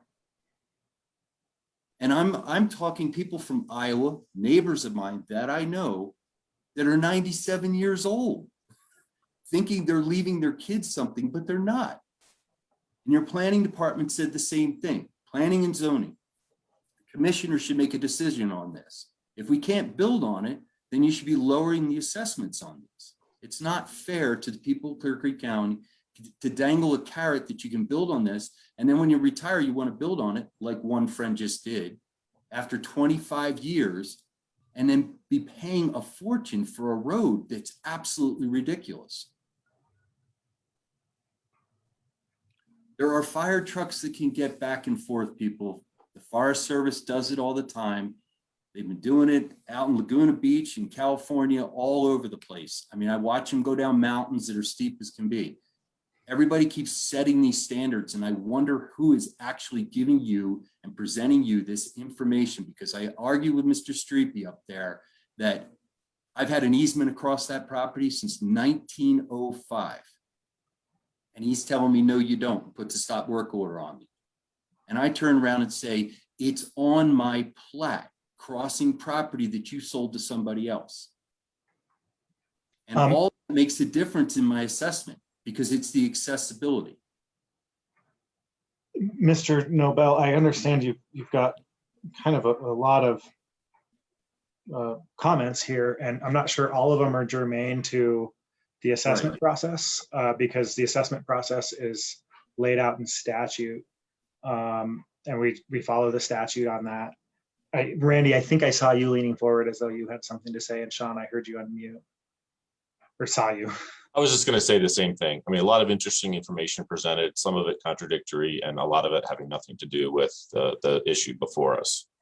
Yeah, I think that, I think one of the, and I would ask Peter to maybe second this to see if my thinking is accurate, but I don't think, first of all, we haven't dangled any carrots in front of anyone. You know, we've been around here for a few years, and each of us gets, you know, there's a turnover here, and this property has existed for a long time, and people buy it, and we would have to engineer all the possibilities of creating access and a road onto every property for which it has not been done, to determine whether people's property is buildable and unbuildable from that sense. And so we're not really, I don't think we should have the power to do that and render their property unbuildable. It's up to them and their engineers to try to pull it off. So I just don't think that all these conversations are germane, because they go beyond our ability to even make the kinds of those kind of determinations until somebody presents us with a case to build. So they're different animals. And until the time that it's rendered unbuildable, you know, we have to think that it is, unless it is completely obvious. And maybe in your mind, these are, but, you know, I haven't been there and seen them, so I don't know, but I think we basically are held by state formulas to arrive at these and compare them to other properties in the area, similar properties. I can't speak to any inconsistency between this and another property you've seen. Peter, do you have any comment on that? I saw you come on screen. No, I just wanted to make sure Randy didn't have any questions. I agree with what's been said so far, though. Okay. So, Ms. Settle, can you describe for us the kinds of information that would allow us to, not allow us to, that would cause us to reevaluate this assessment, and whether or not Mr. Nobel has provided that information? Well, he put absolutely nothing on the back of his NODs to give us any guidance of what he was looking for. And that makes it very hard for us. You know, I mean, he didn't list any of the stuff that he brought up here today on his NOD. It's blank on the back. So, and that's where you're supposed to tell me, you know, let me know so I can make a good judgment. And we can go up there and look and have this hearing another day. If you would like me to do that, I'm very willing to do it. Is that back to me? Yeah, go ahead. Okay, so if I'm looking at a property that's less than 250 feet from my property and it's been assessed at $800, and my assessment is $38,000, I would like someone to justify that for me. That's all I'm asking you. If we forget about the roads, the access, everything else, because everything that I said to you is actually through the attributes, secondary and primary, make a decision as to whether or not the assessment should go up or down. North facing, south facing, all that. View, non-view, slope, everything. Road access is huge. So I'm sorry, I disagree. I think it is germane to what I'm saying. And what I'm trying to say is if that property is that close to my property under state statute, why am I paying $38,000 more in assessment than my neighbor? And that's all I'm asking. And that's my argument here. It was in 2019, and I brought in more supporting document probably than anybody has. And you guys all looked at it, had the little numbers on the maps, if you remember, and I had it all color coded, and I gave you all kinds of maps. I know Beth remembers it because she's the one that copied everything for me. So I did give you an awful lot of information, and this time I did not, because I'm referring back to 2019. Nothing's changed. And to be honest with you, the assessment back then in 2019, it's still $800 for these people who are about to erect a house on it. And for 2 more years, won't be paying anything. But me, I'll be paying a lot more, $38,000 more. So to me, that's my argument. And I think it's a fair assessment. Can you, which parcel are you referring to that you think is a more appropriate comp?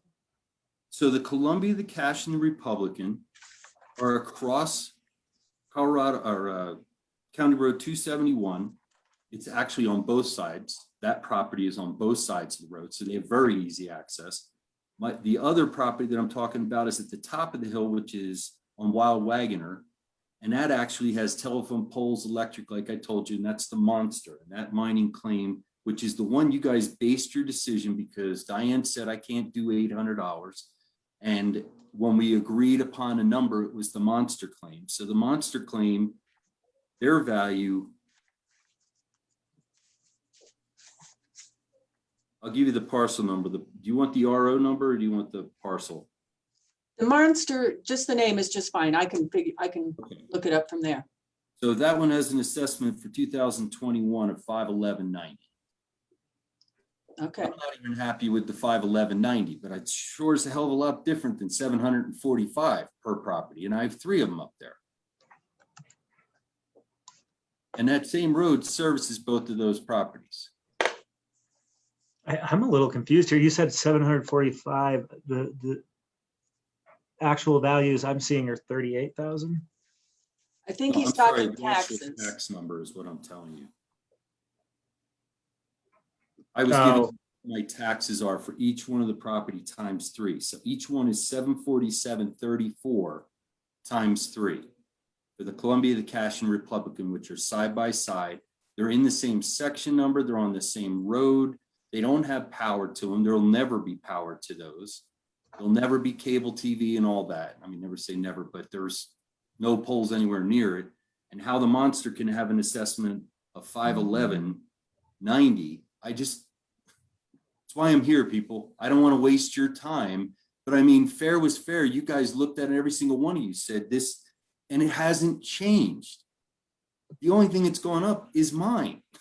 And nobody else's, and I'm back here again. And probably 2 years from now, I'll have to be back again because nobody takes the time to actually go up there and say, yeah, this is ridiculous.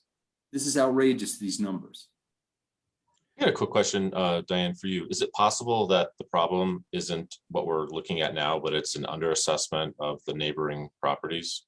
That is a possibility, yes. Do you feel like you would want more research to be able to revisit this? Yes. Having visited the site? Okay. Yeah, I would need to do some research now that I have more information, but he put nothing on the NOD, so I don't know where his complaint lies. So I'm willing to look at it, and if we can postpone or continue this to another day, that would be fine with me. Yeah, and I appreciate, Mr. Noble, that you did this before, but the way our system works, I mean, a lot of things have happened since 2019, and none of us have revisited that information from before. So do we need to set a date? If we were going to make a motion to table this, do we need to set a date? Yes, if we could motion to continue it to next Tuesday, July 27th at 11:30 a.m., that would be great. Does that give you enough time, Ms. Settle? Yes.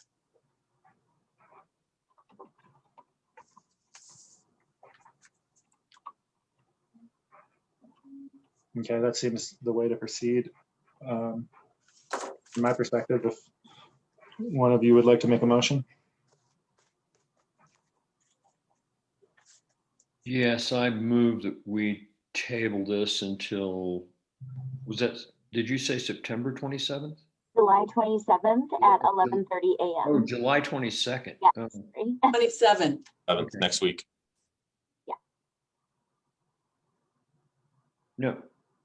Yeah, July 27th at 11:30, 1 week. Okay. Got it. Second. All in favor? Aye. Okay, and aye, sorry. The motion passes. Should we clarify, was your intent, Randy, for this motion to address all three cases? Yes, all three, right. Well, it's, yeah, 21-02. Okay, A, excellent. B, B and and C. C. All right, well, thank you, Mr. Nobel. We look forward to seeing you next week with some more All right. information. Thank you for your time. I am crossing over Mr. Martinez, and I'm hoping that coming. Well, there he goes. Okay. Looks like we have Mr. Martinez here. Mr. Martinez, can you hear us?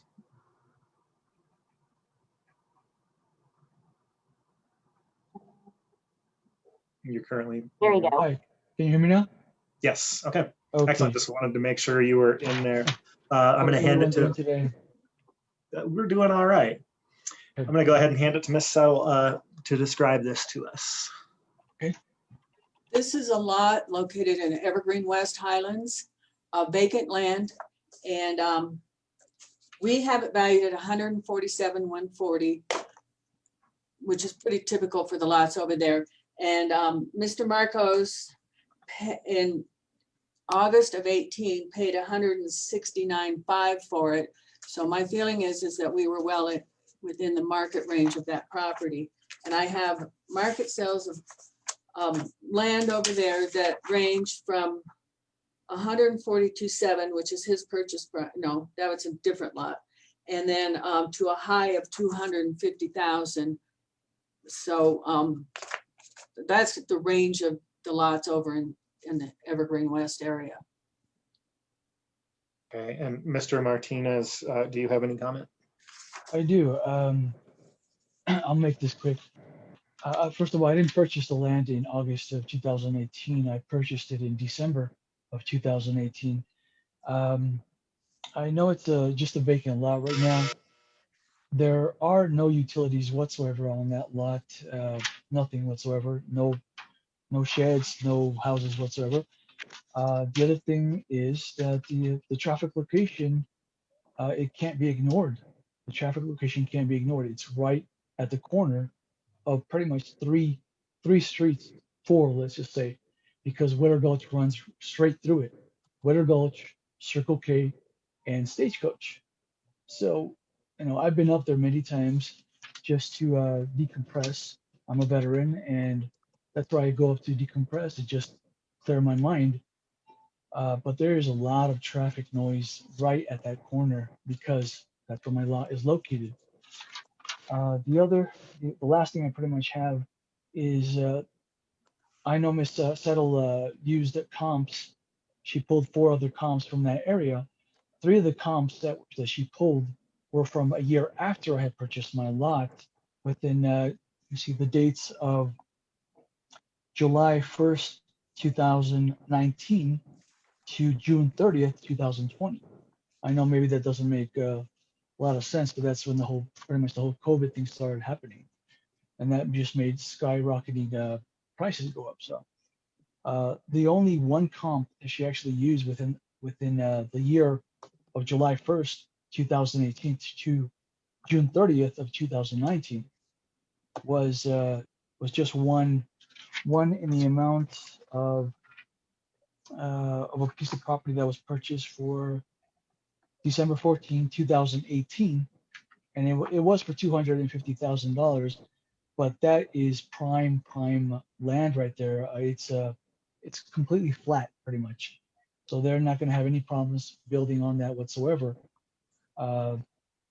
my little lot, lot number 15 has quite a slope actually. Has quite a slope. So, and that with the traffic that can't be ignored. So that's all I really have to say on that. I wish you could just please reevaluate the amount that it's gone up. It went up close to 55%. 55%, 54 point something percent exactly, but still that's quite a bit. You know, it's quite a big chunk for me. Like I stated, I'm a veteran. I have a lot of stuff going on because of when I was in the military. So, but I ask, please just reevaluate, even if it's a little bit lower.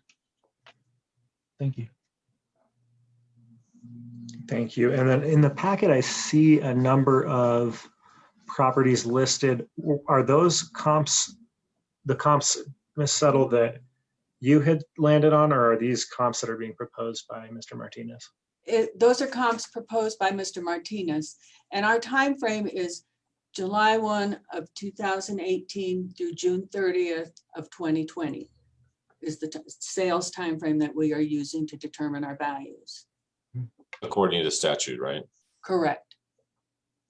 And where is this lot? I'm very familiar with that intersection. Where exactly is this lot with respect to the intersection of Witter and Stagecoach and Circle It's K? right on the corner, right on the corner from Stagecoach, Witter Gulch, and Circle K. Right across the street from there, you know, there's a little pond, a little gated pond or something across. Yeah. So you're on the eastern side, on the north, is that right? Northeastern corner? I believe so. Let me see. I always get my directions confused. Okay.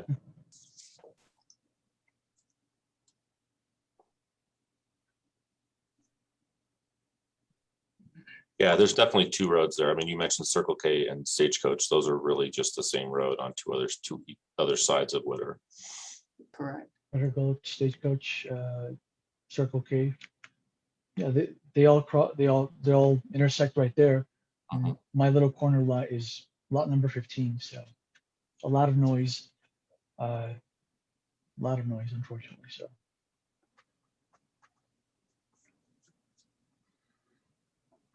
But I point out that he did pay $169,500 for that lot during the That base was frame. just preceding this assessment period, right? No, it's during the assessment period. It was 12/17 of 18. For some reason, I had thought when a property was purchased during the assessment period, the actual value of the purchase was what we landed on. Am I misunderstanding something? They don't all come out at exactly the purchase price. That would look a little odd to the auditor. It would look like we were targeting our sales. And this, you know, this is what the analysis tells us the value is. Okay. So just to follow up on George's question, the assessed value is lower than what the actual purchase price was That is correct. by like $30,000. I have it at 147,140. Okay. 20,000, yeah. 22,000. Right. One last thing. I'm a disabled veteran, and that's why I kind of purchased in Clear Creek County because the taxes were lower. I live off my pension, so I just wasn't expecting that my value was going to go up close to 55%. So. Yeah, Mr. Martinez, one thing I want to thank you for your service and just make sure that you understand things like that. The rules that we're to follow are very explicit. They're in the state statute, and we are not to take into any special considerations such as that when we're doing our jobs. Okay. Thank you for mentioning that. I agree with you wholeheartedly here. I appreciate that. Thank you. Ms. Settle. The traffic. I'm sorry. Go ahead. I was just going to say anything about the traffic location that can't be ignored, or no utilities on there whatsoever. Well, all the lots over there don't have utilities. You have to put in your well and septic yourself, and your roads are, your driveways from the main road. It's, all those lots are that way.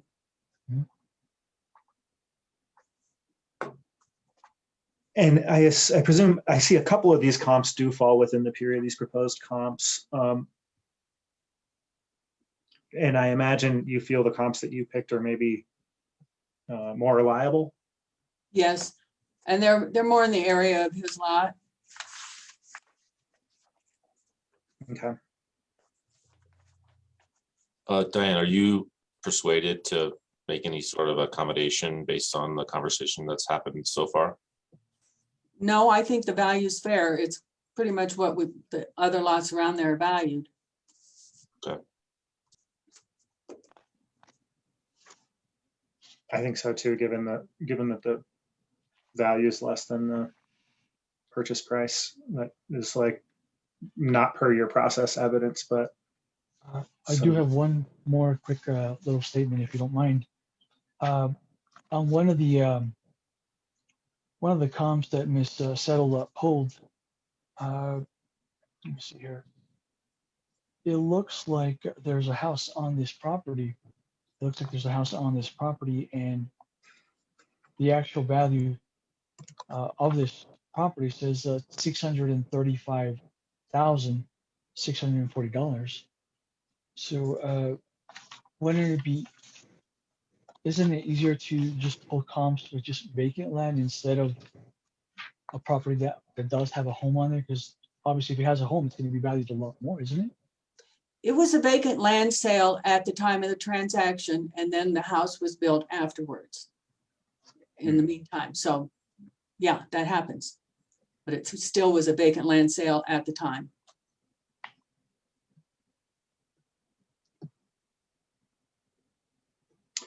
okay.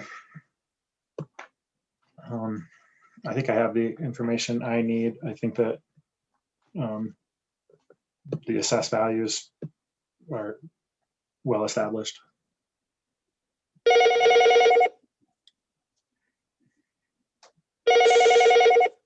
Come on. Yeah, I agree with that. And I would move that we approve the assessor's recommendation for case 21-03. Second. All right. All in favor? Aye. Aye. Aye. Mr. Martinez, thank you for your time here. Thank you.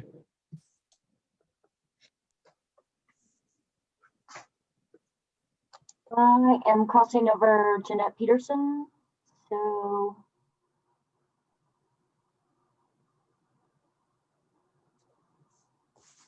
Okay, welcome, Ms. Peterson. I just want to confirm before we get started that you're able to hear us and speak to us.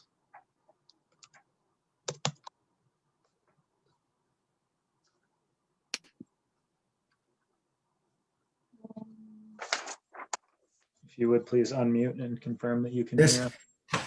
This is actually Mr. Peterson. okay. I can invite my wife in if you like. Hello, Mr. Peterson. Whoever you feel is your representative is fine with me. All right, sounds good. Well, I was really pleased to hear somebody mention auditors because I am a retired auditor as well. So some things look funny to auditors that don't look funny to the rest of the population. Excellent. So this is case 21-04. Ms. Settle, can you describe this case for us? Yeah, this is a house here in Georgetown. It has 1,232 square feet on the first floor and 576 finished basement and one garage space. We have it valued at $384,370. And as you can see from the comparables listed, that our comparables do support the valuation.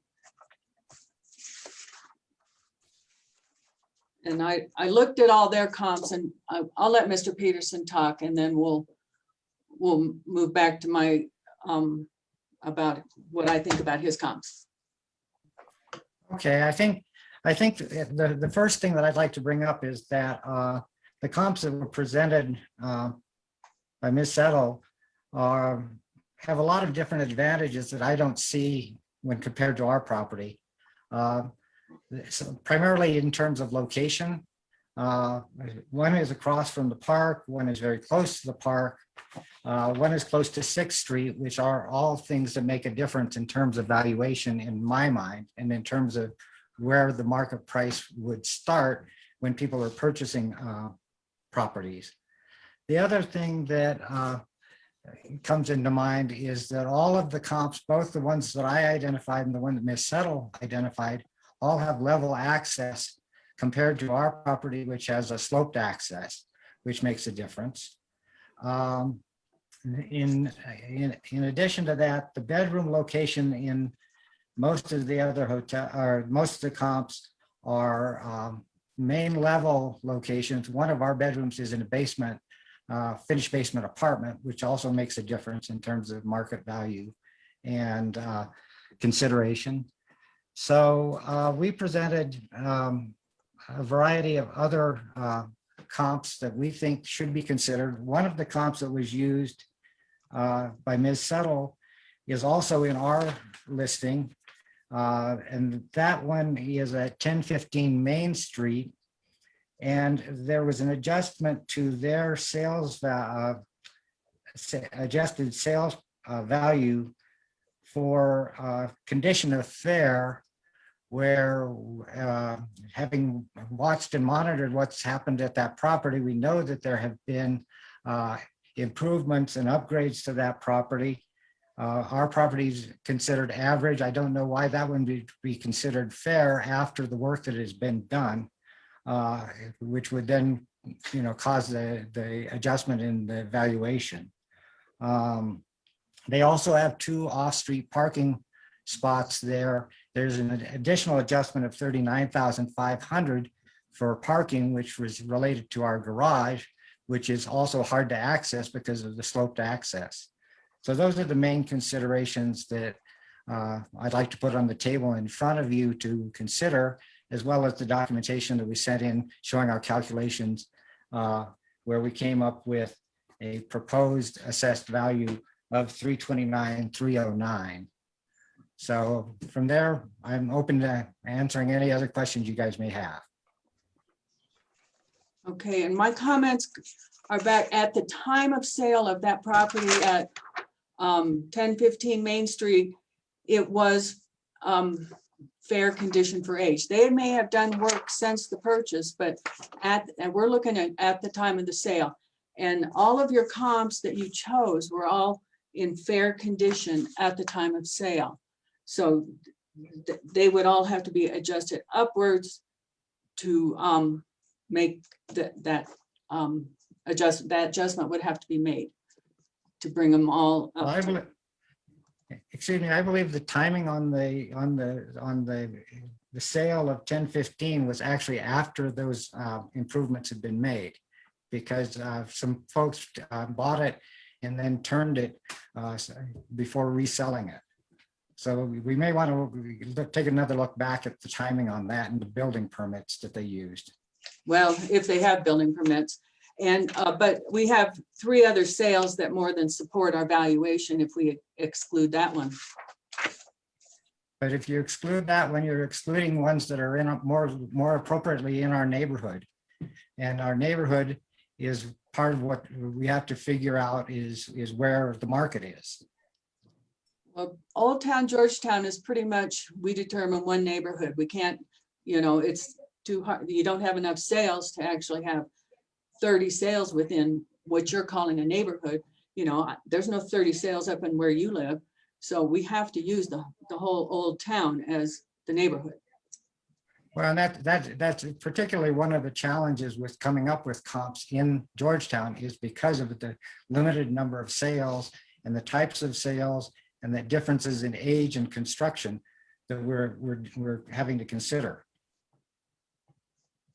So, again, when we proposed the 329, that was more than what was this, the valuation that was done when we challenged a interim valuation done in 2019, where we were told that the assessed value, or no, I'm sorry, 2020, where we were told the assessed value was still at 284. So, and But I that don't know was- if the commissioners have all of that information in front of them. They do not.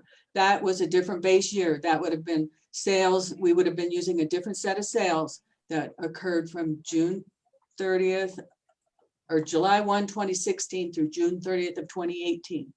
That 2020 value was based on those sales. Now this value is based on sales that occurred from July 1, 2018 through June 30th of 2020. So it's a different set of sales that were used. A different set of sales, but if our property was valued at 284 in 2020, if we had gone to sell it at 284, would we have undervalued our property? Well, that's up to you what you sell it for. It's not up to me. I'm trying to. I understand that. And part of the value that was set in 2020 was based on sales in which year? July 1 of 2016 through June 30th of 2018. Okay. And then we've moved up 2 years now. No, we've only moved up 1 year. This is No, 2021. our set of That was in sales- 20. Our set of sales move up 2 years, every 2 years. But it wasn't done in 2 years. It was done in an interim period. Right, but it's still the same set of sales of July 1, 2016 through June 30th of 2018 for the 2020 value. So the 2021 value is what period? July 1 of 2018 through June 30th of 2020. So is it, was the valuation that I contested previously in 2020? Why were we selected for a valuation in 2020 when it's supposed to be every 2 years? Because you noted when you protested in 2019, the new values that came out, you told us you had a finished basement and a garage space, at which we did not have on, so we put those on. Right. So that increased your value for the 2020 tax year. No, for the 2019 valuation, it increased in 2019. There was an attempt to increase it in 2020, and now we're in 2021. And there's another increase up to 36%. So to help me understand this, right now, home sales that are being made right now aren't affecting the assessment right now. They will be affecting the assessment that happens in another year. 2023, another 2 years. Thank you. Other thoughts on this from Sean or Randy or?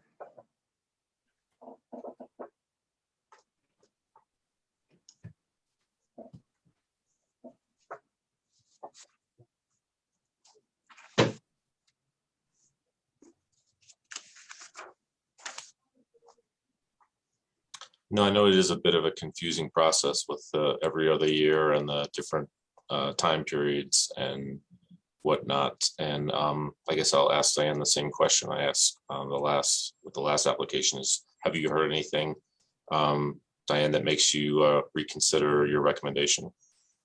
No, I think our value is good. Okay.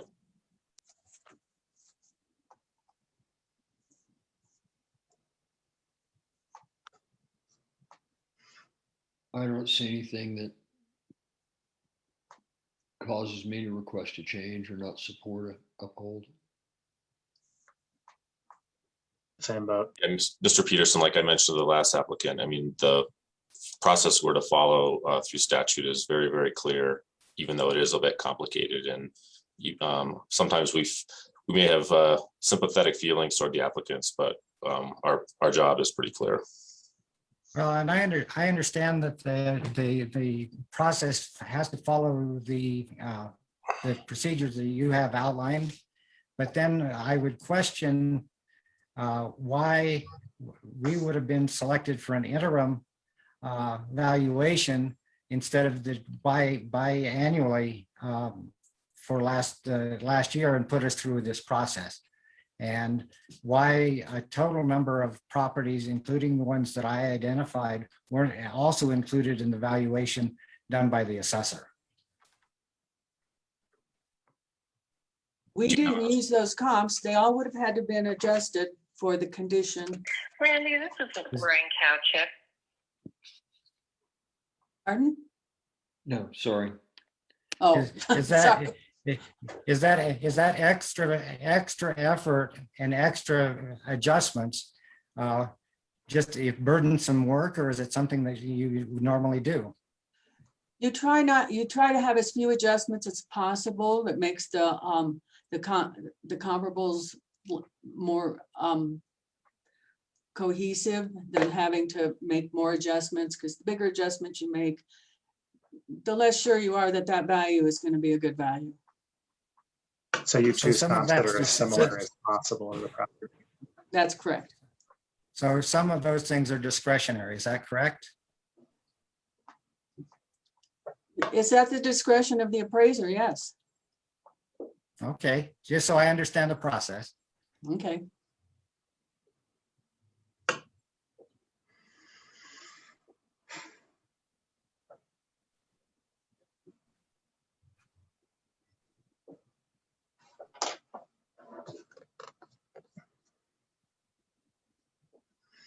Okay.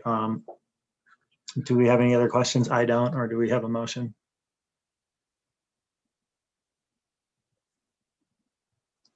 I move we accept the assessor's recommendation for case 21-04. Second. All in favor? Aye. Aye. Aye. Thank you for your time here, Mr. Peterson. You're welcome. Thank you. I am bringing over Catherine Ricard for Jenny Mountains LLC. Hello, can you hear us? Yes, we can. Thank you for confirming. Thanks. Ms. Settle, can you tell us what we need to know on case number 21-06? This is a mining claim. We have it valued at $26,490, and our three comparables do support. We actually have four comparables that do support our valuation.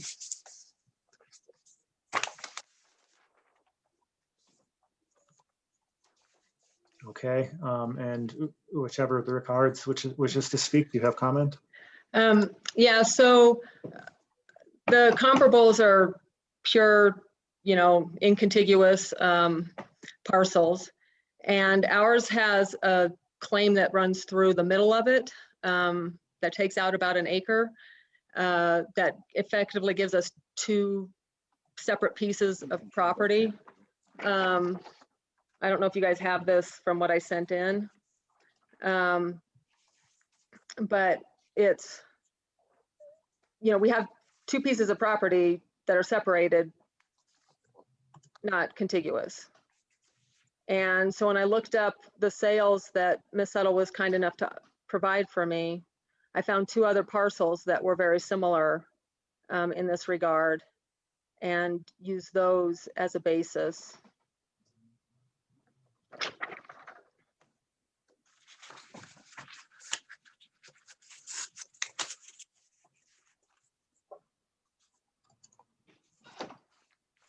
So I guess our contention is just that having that divided piece of property lowers its value. And that's why Catherine selected some comparables that also had a chunk of someone else's property running through them. Thank you. Ms. Settle, how does contiguous or the lack thereof of a parcel affect its assessed value? Well, it probably should have been recognized as being irregular in shape. And after looking at that, I'm willing to adjust to the 1,200 that they 12,000 each for the mining claim. Thank you. For the mine, I'm willing to adjust to their number.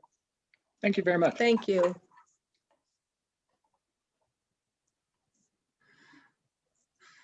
Sounds good to me. Okay. Okay, and so we have one case number for both parcels, is that the case? No, it's only one parcel. I misspoke because it's only one, it's considered one parcel. It's one mining claim. It just has another mining claim that has precedence over the top of it. So Sure. it's only one piece of property. Sorry. They're basically 150 by 1,500 feet long, most of them. And then there's another one that would have an earlier claim date that crosses through it. And so there's a piece missing out of the middle and cuts it in two parts. So I would move that we approve the assessor's recommendation to reduce the value to $12,000 for case 21-06. Second. All in favor? Aye. Aye. Aye. Okay, thank you for your time, Mr. and Ms. Ricard. Thank you very much. Have a good day. You as well. I am bringing over Lynn Pinkston or maybe Mike Pinkston. I'm not sure who's going to be on the line. And I don't know, Beth, if you saw, there's a phone number, 5706109 that needs to be crossed over as well. Okay. Do you want to do Pinkston first or you want to do the phone number first? I think the phone number is Pinkston's audio. Oh. Okay. Okay, I've got both over now. And then they ask that you unmute them or the phone link. I think they have to press *6 to unmute their phone.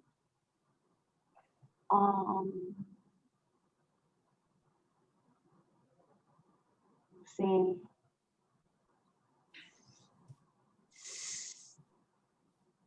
Yeah, they're moved over, so. Yeah.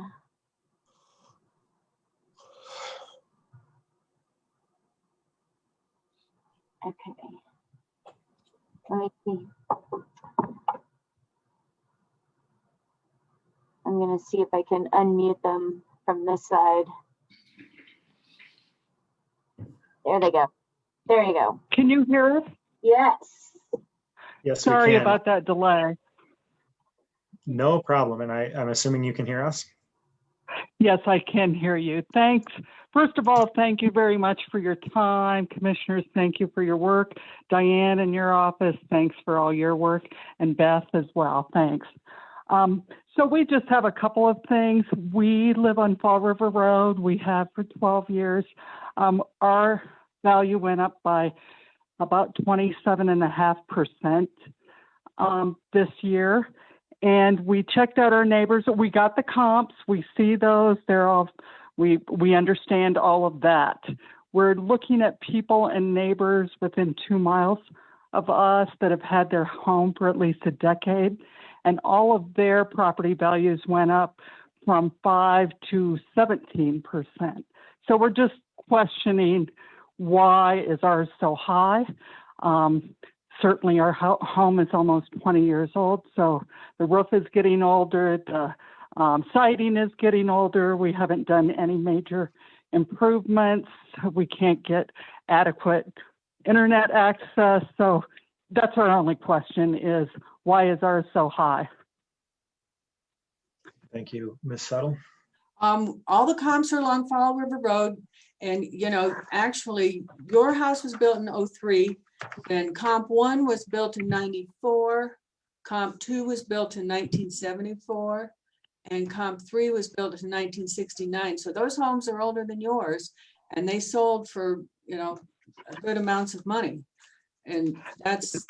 So it really has to do with the age of our home and how new it is compared to everyone else's. Is that what you're saying? Not necessarily. It's just that we look at what comps that go better with your home. And that's... I forgot where I was going. You know, That's all it. these comps do support our value. Right. Can you tell me a little bit about what were the highest increases in the county? Were they homes like ours that are less than 20 years old? I guess we're wondering more about why are our neighbors only going up 15%? And I know it's probably how old their home is. Well, we don't look at the percentages of increase. We do our analysis, and it gives us our numbers from the sales. We analyze the sales and come up with a price per square foot, a price for condition, a price for quality, garage spaces, and put all those together, and it adds up to your home value. Okay. So, Mike, do you have any questions? No, I mean, the percentage is what really came to our attention, that in this area, most of them went up about 15%, where ours went up about 27%. So I guess we were interested in the process and to see if we couldn't get that down some, because it doesn't make a lot of sense how quick it went up. I'm hoping that when this market does close down, you'll bring it down as quick as it goes up. Well, yeah, when the market does go down, that'll happen.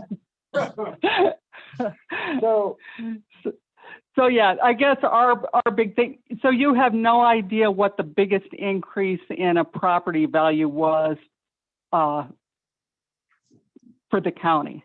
No, we don't look at it that way. It's Okay. it would throw everything off. We analyze the sales and then apply that information to the unsolds. Okay. Well, thank you for the explanation and your time, and everybody else, thank you as well. Well, thank you guys.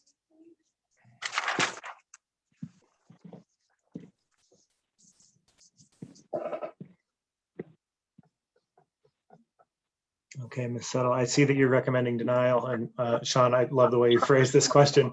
Have you heard anything that changes your recommendation? No. Okay. Any other questions by the other members of the board?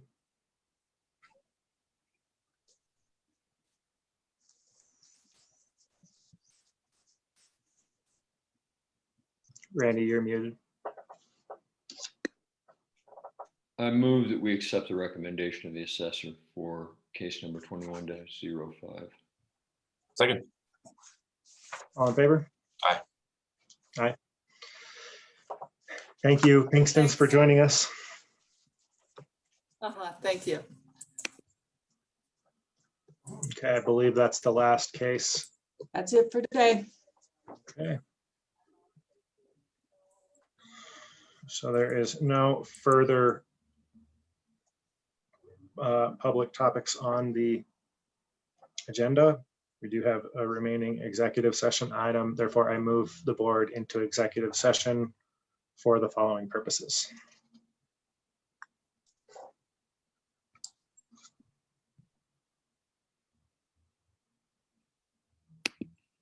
Sorry, I had to get myself off mute. And my internet's just taking a second for me to open the reason, but during this time, it is for pursuant to CRS 24640224B and E for the purposes of the Board of County Commissioners to have a conference with the county attorney to receive legal advice on specific legal questions relating to redistricting pursuant to sections 44 to 44.6 of Article 5 of the Colorado Constitution, and determining positions relative to matters that may be the subject of negotiations, developing strategy for negotiations, and instructing negotiators with regard to matters related to redistricting. Second. All in favor? Aye. Aye. Aye. Okay. Same link from earlier. Excellent. The board will adjourn into executive session. No written minutes will be kept. No decisions will be made because there's nothing else on the public agenda. This meeting will stay open with nothing happening. We will return to this meeting solely for the purposes of adjourning. We'll see you all on the other side.